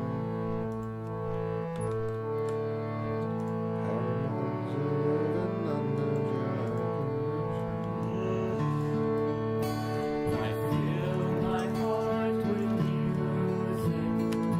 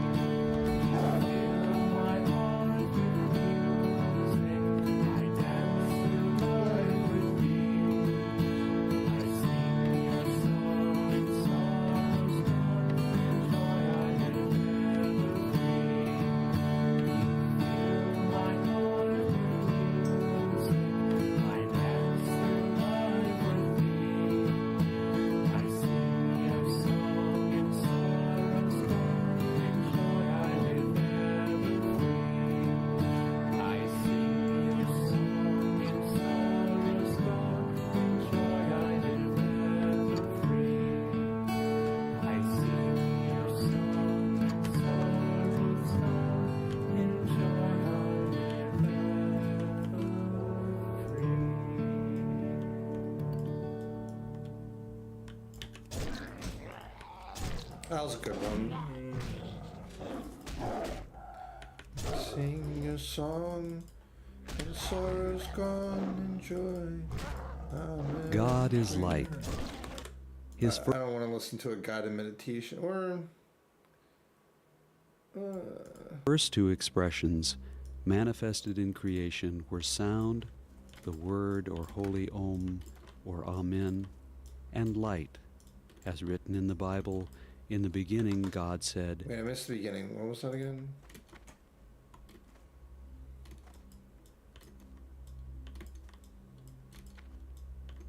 God is light.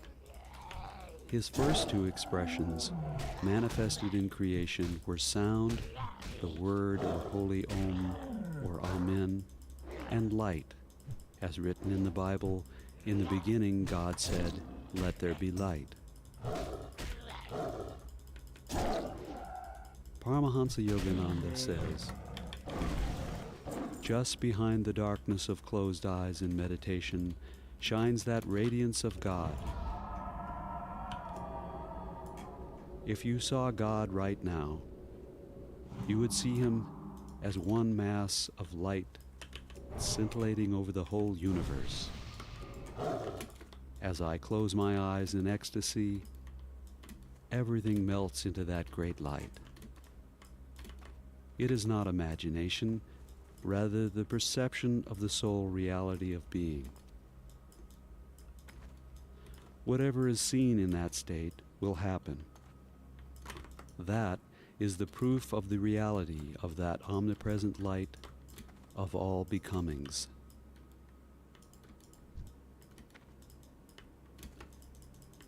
As we begin our meditation, it is important to sit in the correct meditation posture.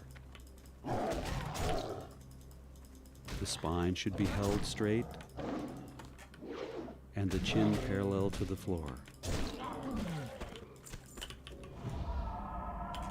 Close your eyes and gently lift your gaze upward without straining to the point between the eyebrows, the seat of concentration and of the spiritual eye or divine perception.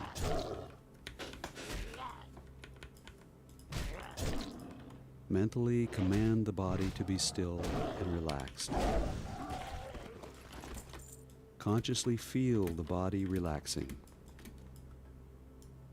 Leave aside all thoughts of the world. Let go of all cares and concerns and feel the peace within.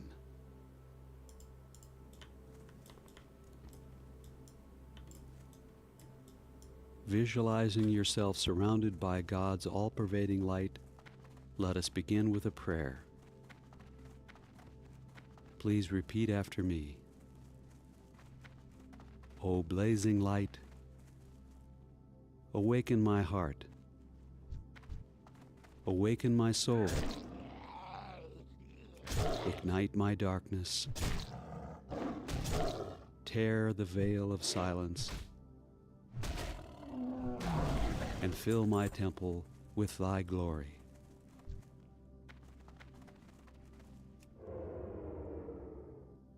As you continue to sit completely still in meditation posture, let us practice a breathing exercise to help calm the body and mind. Keeping the gaze and attention focused at the point between the eyebrows, expel the breath through the mouth in a double exhalation. Now inhale through the nostrils, tensing the whole body and clenching the fists. Hold briefly, then exhale, expelling the breath through the mouth in a double exhalation. Relaxing all the body parts at once. Let's repeat this 3 times. Inhale and tense. Hold. Exhale and relax. Inhale and tense. Hold. Exhale and relax. Inhale and tense. Hold. Exhale and relax. Now, one final time, without tension.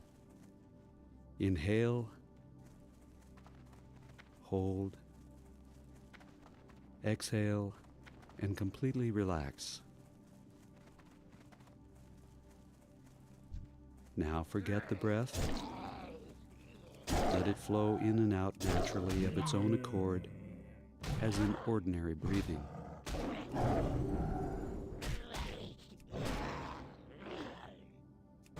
Keeping the gaze and attention fixed at the point between the eyebrows, listen to and concentrate upon this visualization exercise you are about to hear. Paramahansa Yogananda said, "Look at a light and close your eyes. Forget the darkness around you and watch the bright red color within your eyelids. Look intently into that violet red color. Meditate on it and imagine that it is becoming bigger and bigger. Behold around you a dimly shining sea of violet light. You are a wave of light, a ripple of peace floating on the surface of the sea. Now watch carefully. You, the little wave, are tossing on an ocean of light. Your tiny life is part of the all-pervading life. As your meditation deepens, you, a little shallow wave of peace, Need help? are becoming the deep, wide Safe ocean drop. of peace. Meditate on the thought, I am a wave of peace. Feel the vastness just beneath your consciousness. The wave should feel the sustaining life of the vast ocean beneath it. Repeat mentally again and again. I am a wave of peace. I am a wave of peace. I am a wave of peace. Feeling the vast ocean of God's peace beneath your wave of peace. Let us silently meditate now.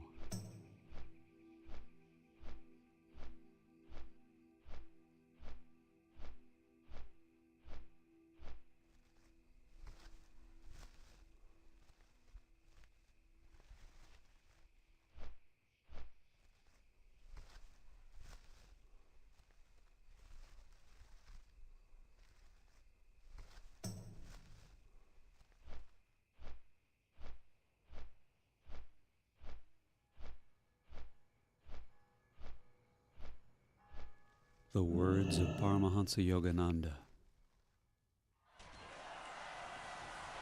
I am submerged in thine eternal light. It permeates every particle of my being. I am living in that light. The divine spirit fills me within and without.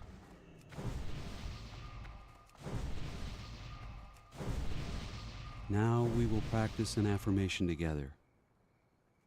First at a normal volume, then more softly, then in a whisper, and finally mentally. Please repeat after me. I am submerged in thine eternal light. It permeates every particle of my being. I am living in that light. The divine spirit fills me within and without. I am submerged in thine eternal light. It permeates every particle of my being. I am living in that light. The divine spirit fills me within and without.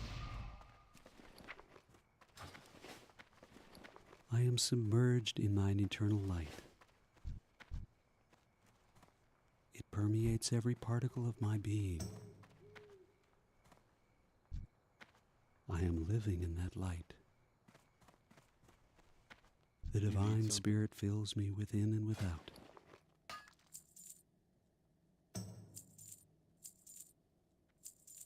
Now repeat the affirmation mentally only, and then silently meditate on the words going deeper within. I am submerged in thine eternal light. It permeates every particle of my I being. supply only the finest goods. I am living in that light. The divine spirit Looking for fills me something within specific? and without.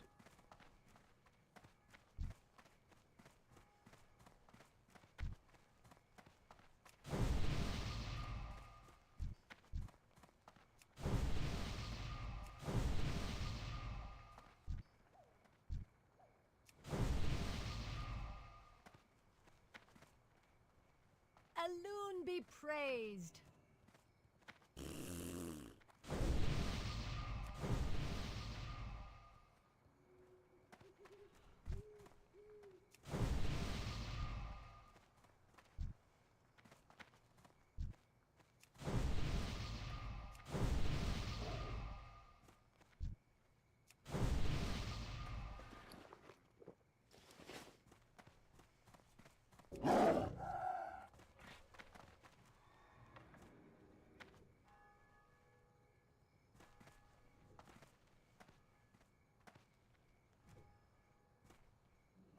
Om. Peace. Amen.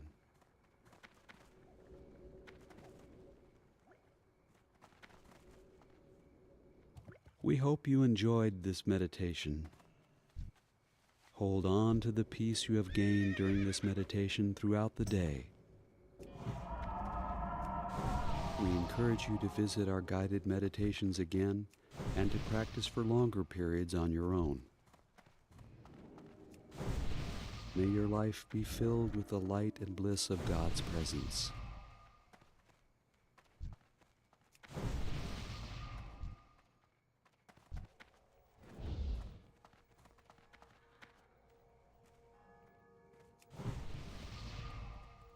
This is a meditation on expanding love. Paramahansa Yogananda said, "The greatest love you can experience is in communion with God in meditation. The love between the soul and spirit is the perfect love, the love you're all seeking. When you meditate, love grows. Millions of thrills pass through your heart. If you meditate deeply, a love will come over you such as no human tongue can describe. You will know His divine love, and you will be able to give that pure love to others.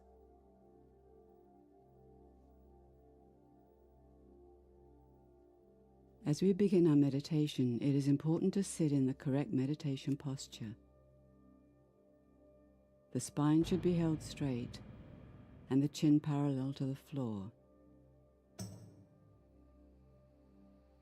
Close your eyes and gently lift your gaze upward, without straining, to the point between the eyebrows, the seat of concentration and of the spiritual eye or divine perception. Mentally command the body to be still and relaxed. Consciously feel the body relaxing. Leave aside all thoughts of the world. Let go of all cares and concerns and feel the peace within.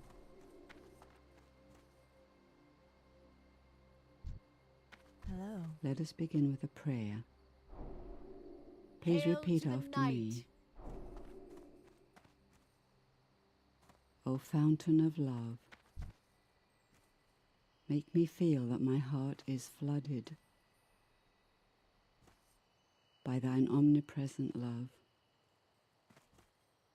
I am honored. Awaken eternally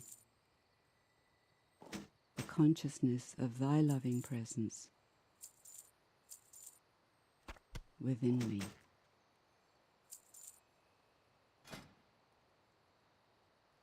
As you continue to sit completely still in meditation posture, let us practice a breathing exercise to help calm the body and mind. Keeping the gaze and attention focused at the point between the eyebrows, expel the breath through the mouth in a double exhalation. Del Nadras. Now inhale through the nostrils, tensing the whole body and clenching the fists. Hold briefly, then exhale, expelling the breath through the mouth in a double exhalation, and relaxing all the body parts at once. Let's repeat this 3 times. Inhale and tense. Hold. Exhale and relax. Inhale and tense. Hold. Exhale and relax. Inhale and tense. Hold. Exhale and relax. Now one final time without tension. Inhale. Hold. Exhale and completely relax.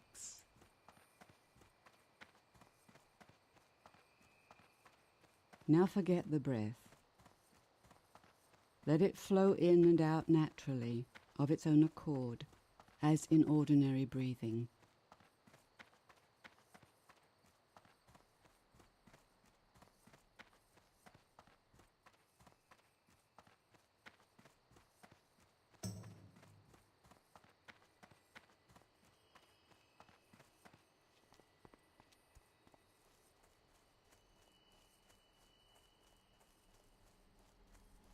Now let us practice an affirmation together.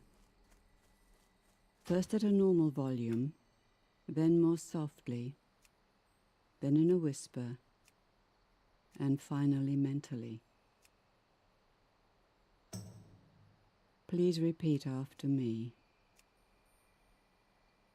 Thou art love, and I am made in thine image. I am the cosmic sphere of love, in which I behold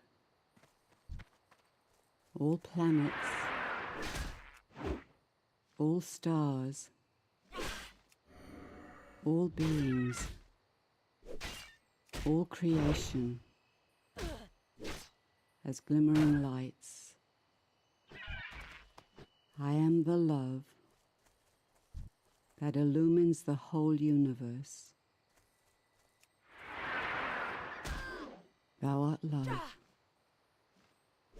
and I am made in thine image. I am the cosmic sphere of love, in which I behold all planets, all stars, all beings, all creation as glimmering lights. I am the love that illumines the whole universe. Thou art love, and I am made in thine image. I am the cosmic sphere of love, in which I behold all planets, all stars, all beings, all creation as glimmering lights. I am the love that illumines the whole universe. Now repeat it mentally only. Thou art love, and I am made in thine image. I am the cosmic sphere of love, in which I behold all planets, all stars, all beings, all creation as glimmering lights. I am the love that illumines the whole universe.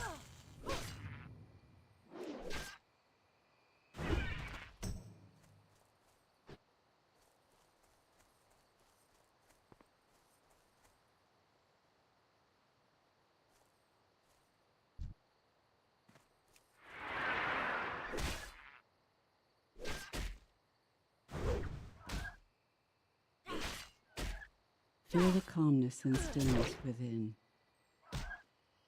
If restless thoughts enter your mind, gently dismiss them and return your concentration to the feeling of peace, of joy, of love, permeating your whole body and mind.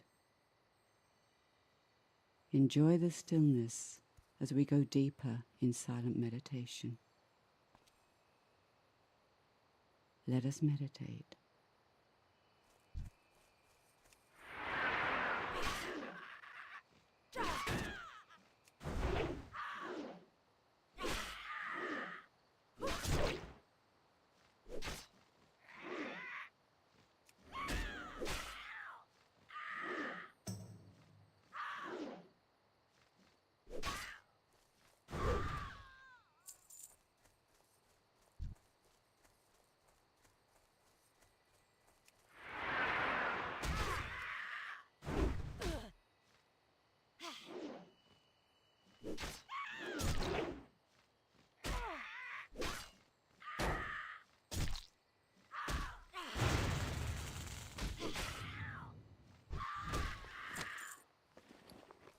Now, as you hear the following visualization, repeat the words mentally, concentrating on them intently until you become absorbed in their inner meaning.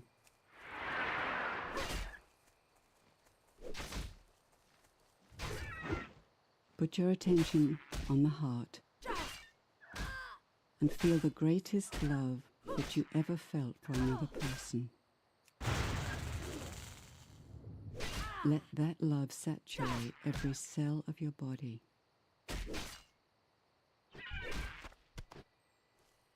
Now expand the feeling of love like an encircling sphere, embracing your family, friends, all your loved ones. Feel your love ever increasing.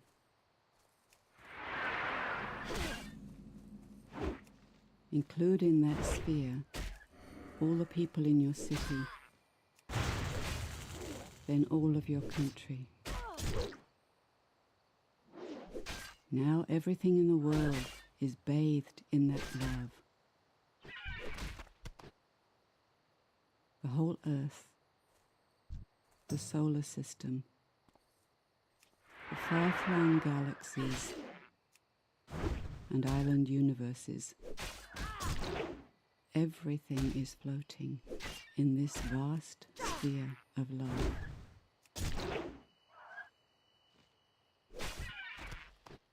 Feel, meditate on, merge yourself in that love which permeates all creation.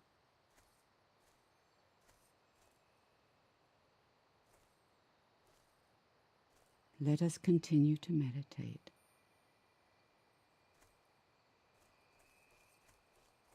Alone be praised.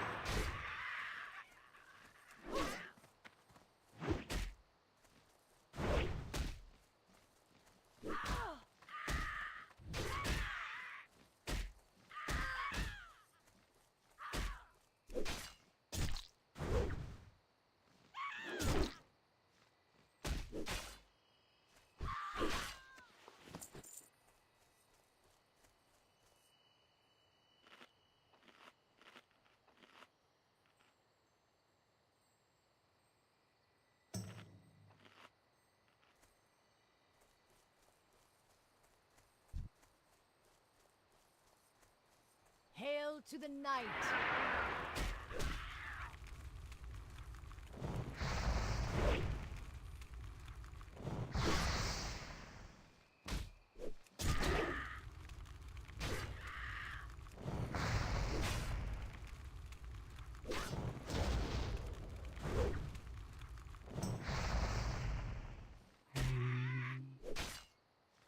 Peace. Amen.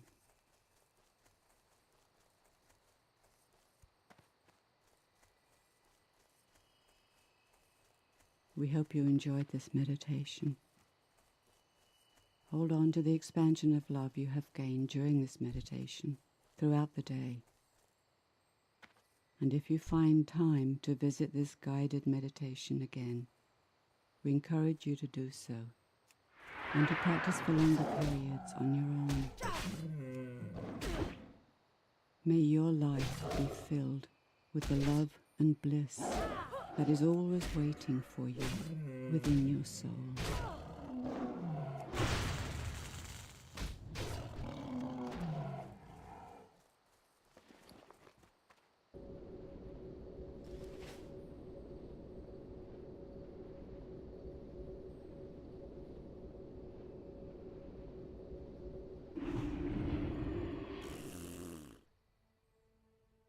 Alone be praised.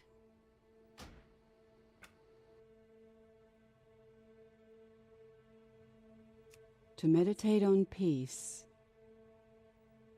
Paramahansa Yogananda said,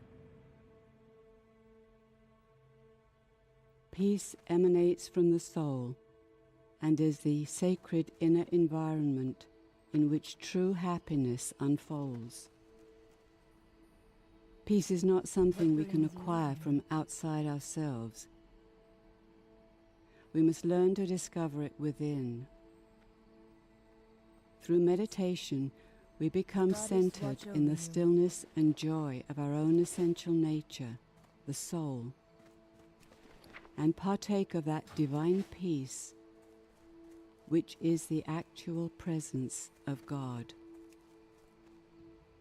The peace that passeth all understanding." As we begin our meditation, it is important to sit in the correct meditation posture. The spine should be held straight and the chin parallel to the floor. Close your eyes and gently lift your gaze upward without straining to the point between the eyebrows, the seat of concentration and of the spiritual eye, or divine perception. Mentally command the body to be still and relaxed. Consciously feel the body relaxing. Leave aside all thoughts of the world.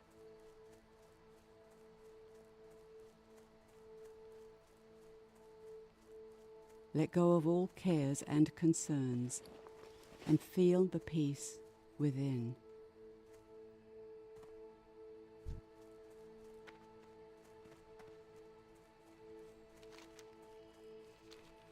Let us begin with a prayer. Please repeat after me. O Spirit, teach me to find Thy presence on the altar of my constant peace and in the joy that springs from deep meditation. As you continue to sit completely still in meditation posture, let us practice a breathing exercise to help calm the body and mind. Keeping the gaze and attention focused at the point between the eyebrows, expel the breath through the mouth in a double exhalation. Now inhale through the nostrils, tensing the whole body and clenching the fists. Hold briefly, then exhale, expelling the breath through the mouth in a double exhalation, and relaxing all the body parts at once. Let's repeat this 3 times. Inhale and tense. Hold. Exhale and relax. Inhale and tense. Hold. Exhale and relax. Inhale and tense. Hold. Exhale and relax. Now one final time without tension. Inhale. Hold. Exhale and completely relax.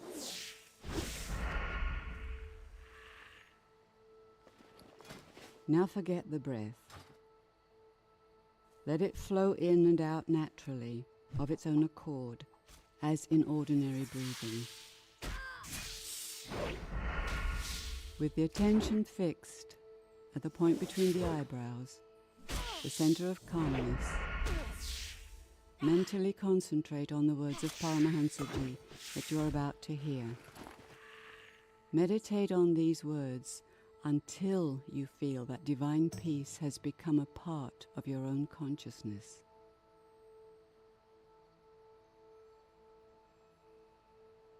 Fix your mind inwardly, between the eyebrows, on the shoreless lake of peace. Watch the eternal circle of rippling peace around you.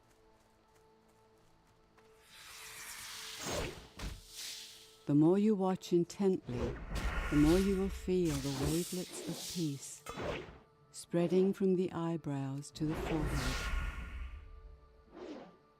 from the forehead to the heart, and on to every cell in your body.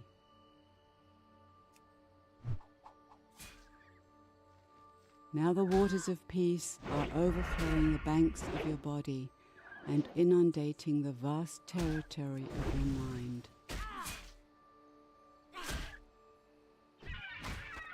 The flood of peace flows over the boundaries of your mind and moves on in infinite directions.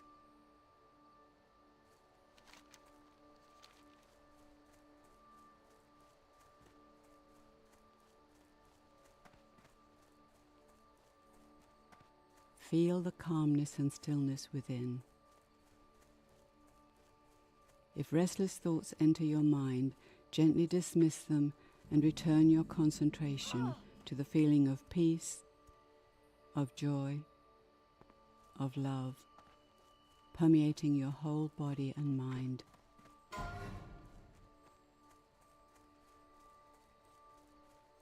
Enjoy the stillness as we go deeper in silent meditation.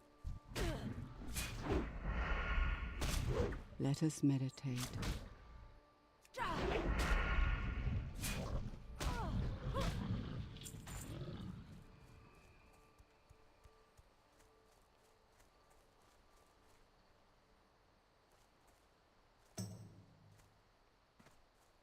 Elune be with you till next we meet.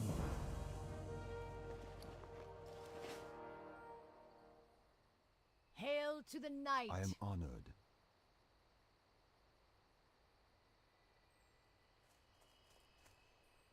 What brings you here?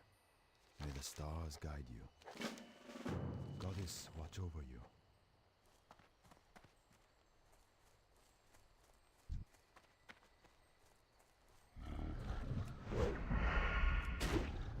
The words of Paramahansa Yogananda. I am in the temple of quietness. Peace fills my body. Peace fills my heart and dwells within my love.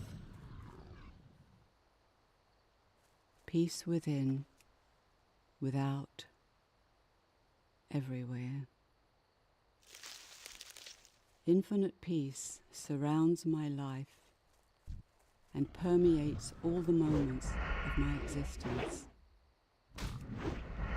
Peace unto myself, peace unto my family, peace unto my nation, peace unto my world, peace unto my cosmos.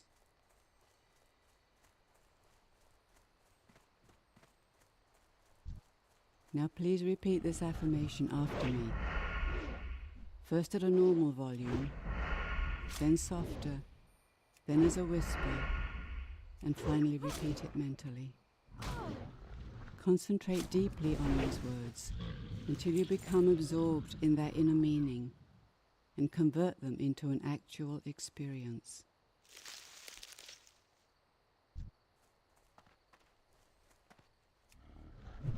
I am in the temple of quietness. Peace fills my body. Peace fills my heart and dwells within my love. Peace within, without, everywhere. Infinite peace surrounds my life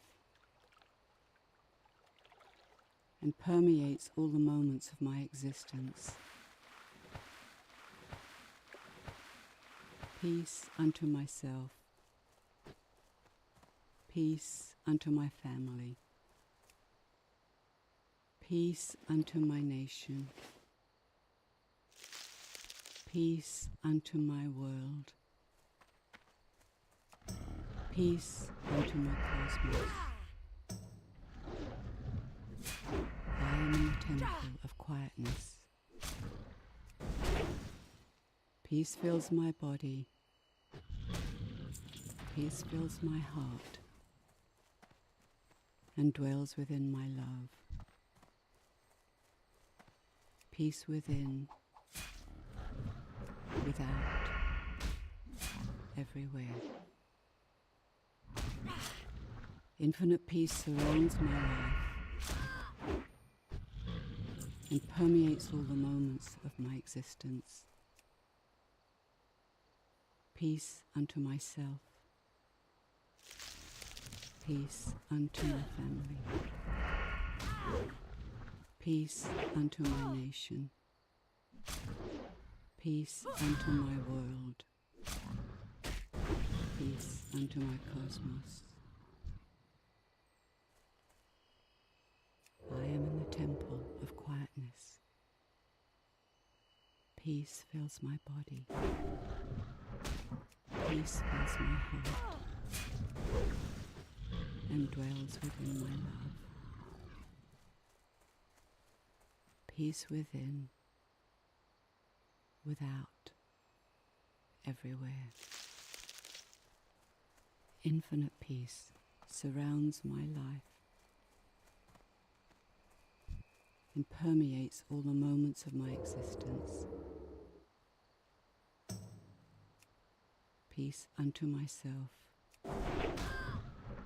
peace unto my family, peace unto my nation, peace unto my world, peace unto my cosmos. Now repeat mentally only. I am in the temple of quietness. Peace fills my body. Peace fills my heart and dwells within my love. Peace within, without, everywhere. Infinite peace surrounds my life and permeates all the moments of my existence. Peace unto myself, peace unto my family, peace unto my nation, peace unto my world, peace unto my cosmos.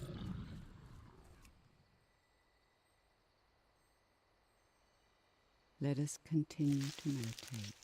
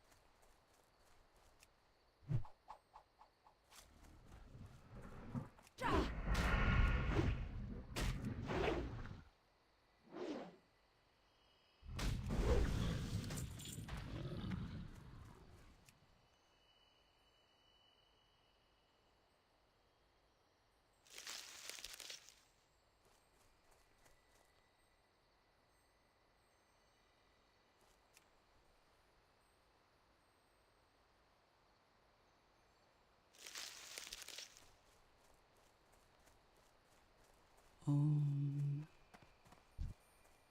Peace. Amen.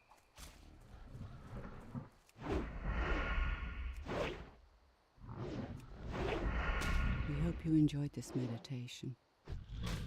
Hold on to the peace you have gained during this meditation throughout the day.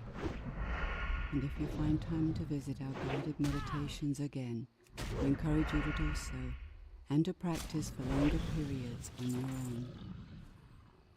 May your life be filled with the peace and joy that is ever present within your soul.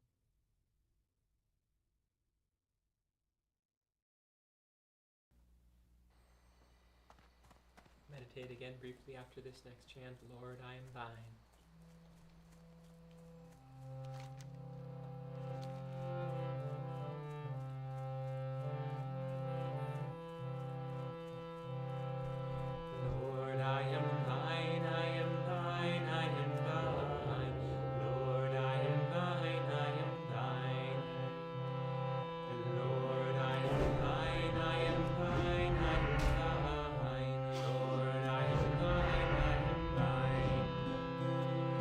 Be thou mine,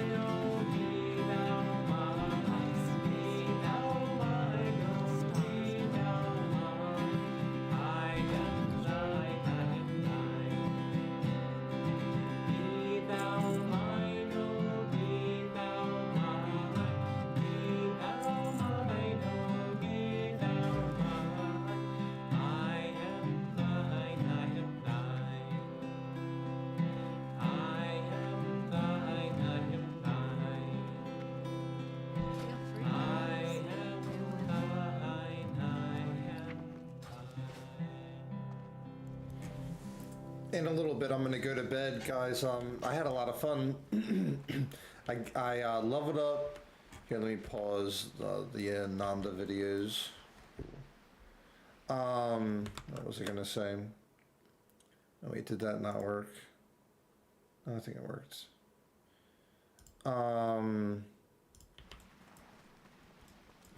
Yeah, I leveled up Booyah Baby, so my Druid is level 32 now. We're getting so close to my personal best. Level 41 was my first personal best. We did all the rest XP except I don't know if I'm gonna do finish the Hunter's rest XP. So I did the Rogue, the Warrior, and then leveled up the Booyah Druid.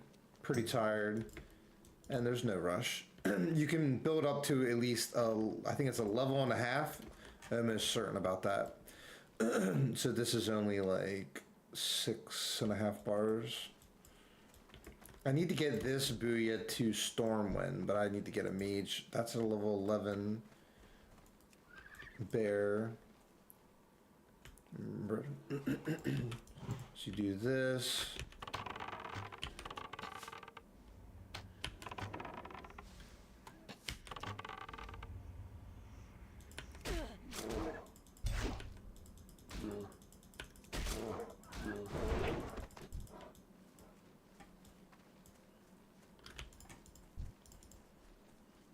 Level 13. Wait, these things won't, that shouldn't aggro. Let me see. Yeah, it doesn't. But this will. That thing will.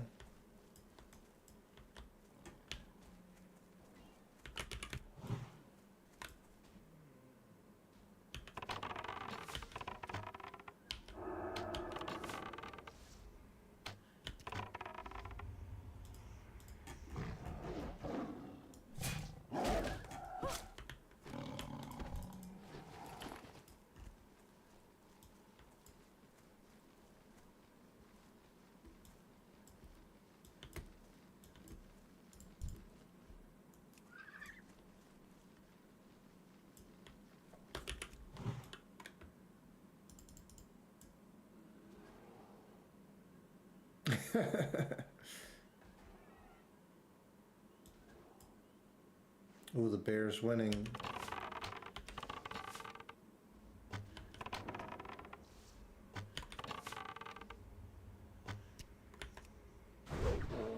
So I might be able to do the rest of XP real quick with this hunter.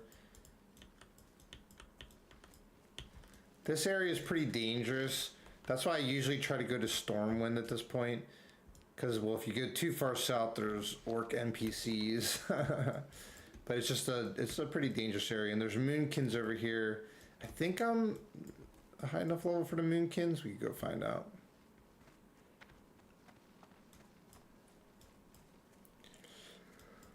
I probably went. Sorry. This is like, I've teamed like 3 different types of pets, but I've just had this owl forever. Here, let me feed it. There's a moonkin, level 12. Let's try it out.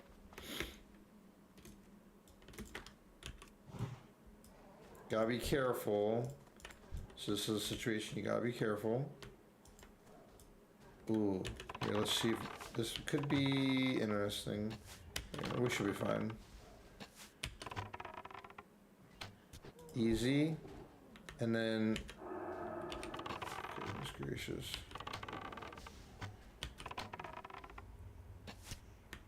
Not bad. That was pretty good. I think the bird leveled up.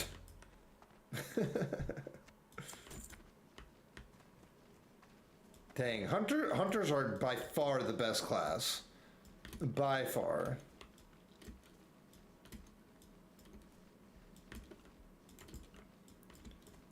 Once I get more practice with druids and learn, with hunters, I think it, yeah.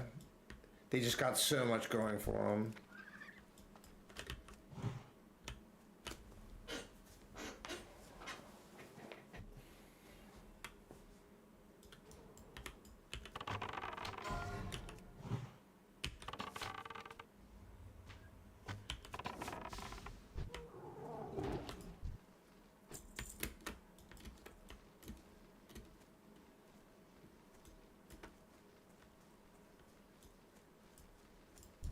I love me some Warcraft. So much fun.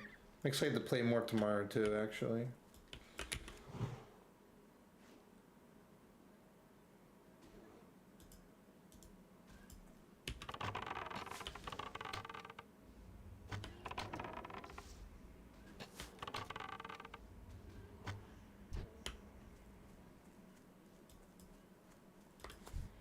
Let me do what I was doing on my other characters. Action bar, this, boom. So see, this area is pretty good. I mean, it's definitely a good experience. It's just a little dangerous, but I mean, I'm pretty skilled. I can handle it. Oh wait, I'm speaking too soon.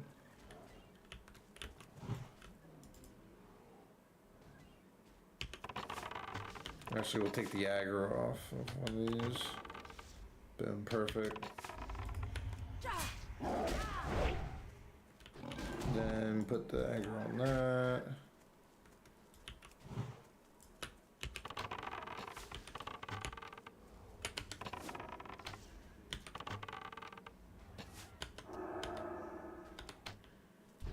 Nice. Now, I think he gets health back pretty quick. Yeah, wow. Not bad. Oh, level 11.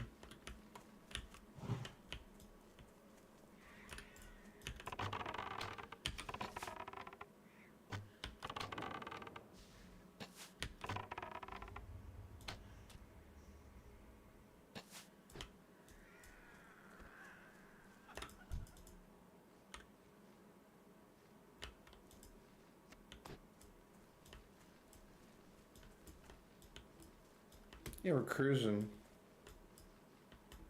Yeah, I like what calms me down to let me do Isha Shambho chant.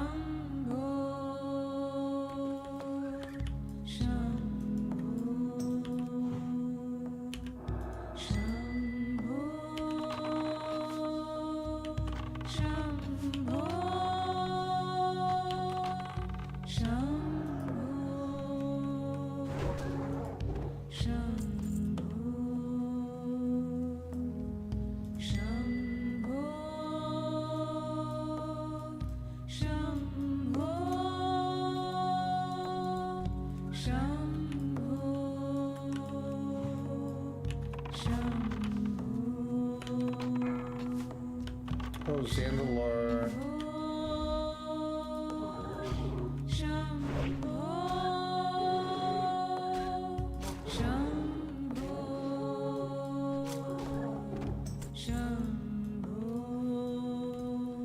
Wait, I wonder if Dragon Slayer is dropping after I should log on my Booyah. If it is, I can just do it real quick. Here, let me, am I safe enough? Yeah, here's a Sentinel. Let's log on.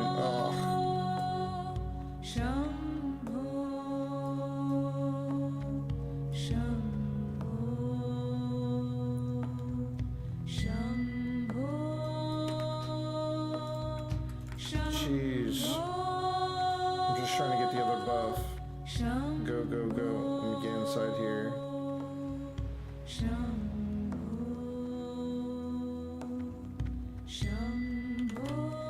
Alright, we're good, we're good, we're good. Alright, log out.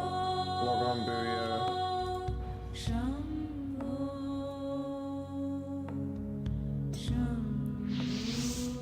Let's see. Oh, yeah, we may get it.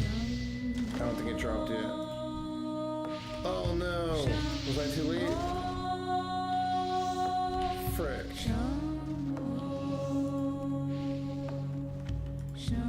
Wait, no, there's no way. It's just people. Yeah, I think I might be okay. It's just other people had it. Just whoa! Look at all these people. Where's my bear form? Oh my god.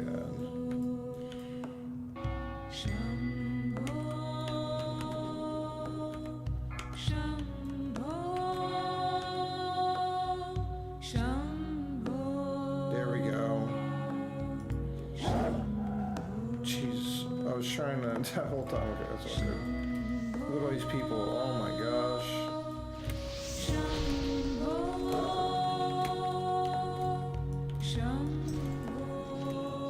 Alright, I got it.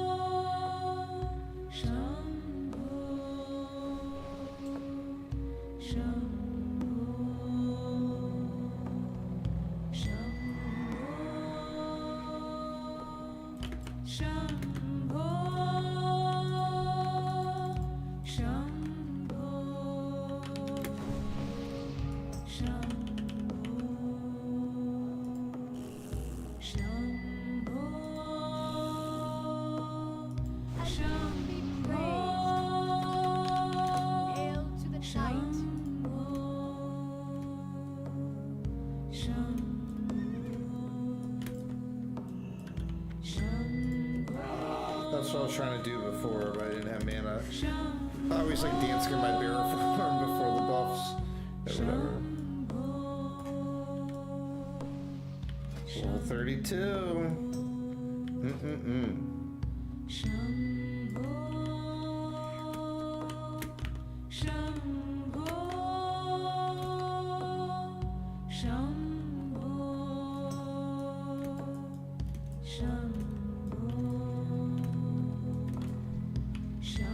Alright, I'm pretty tired, guys. Let me see how many people are. Perfect. That's good.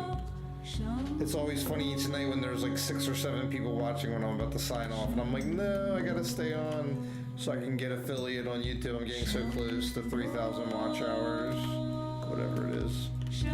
I haven't even checked my analytics in forever. Last I checked, it was like over 800,000 cumulative views, blah, blah, blah. I stopped counting. I stopped caring.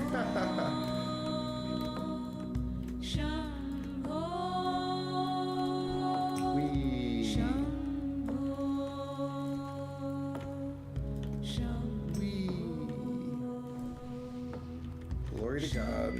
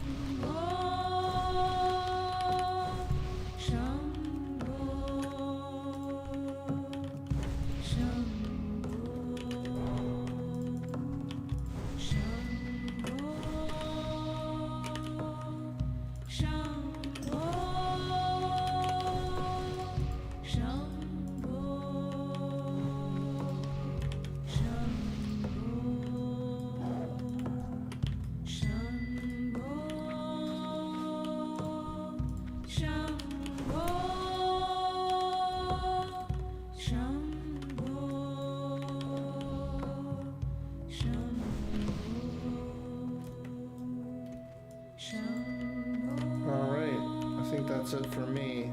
I'm pretty tired. Time for bedtime. Oh, now 6 people are watching? Son of a bee sting.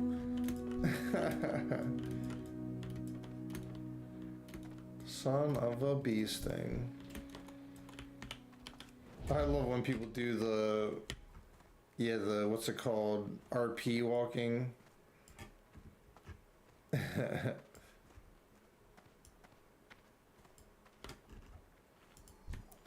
lot of Petri on God.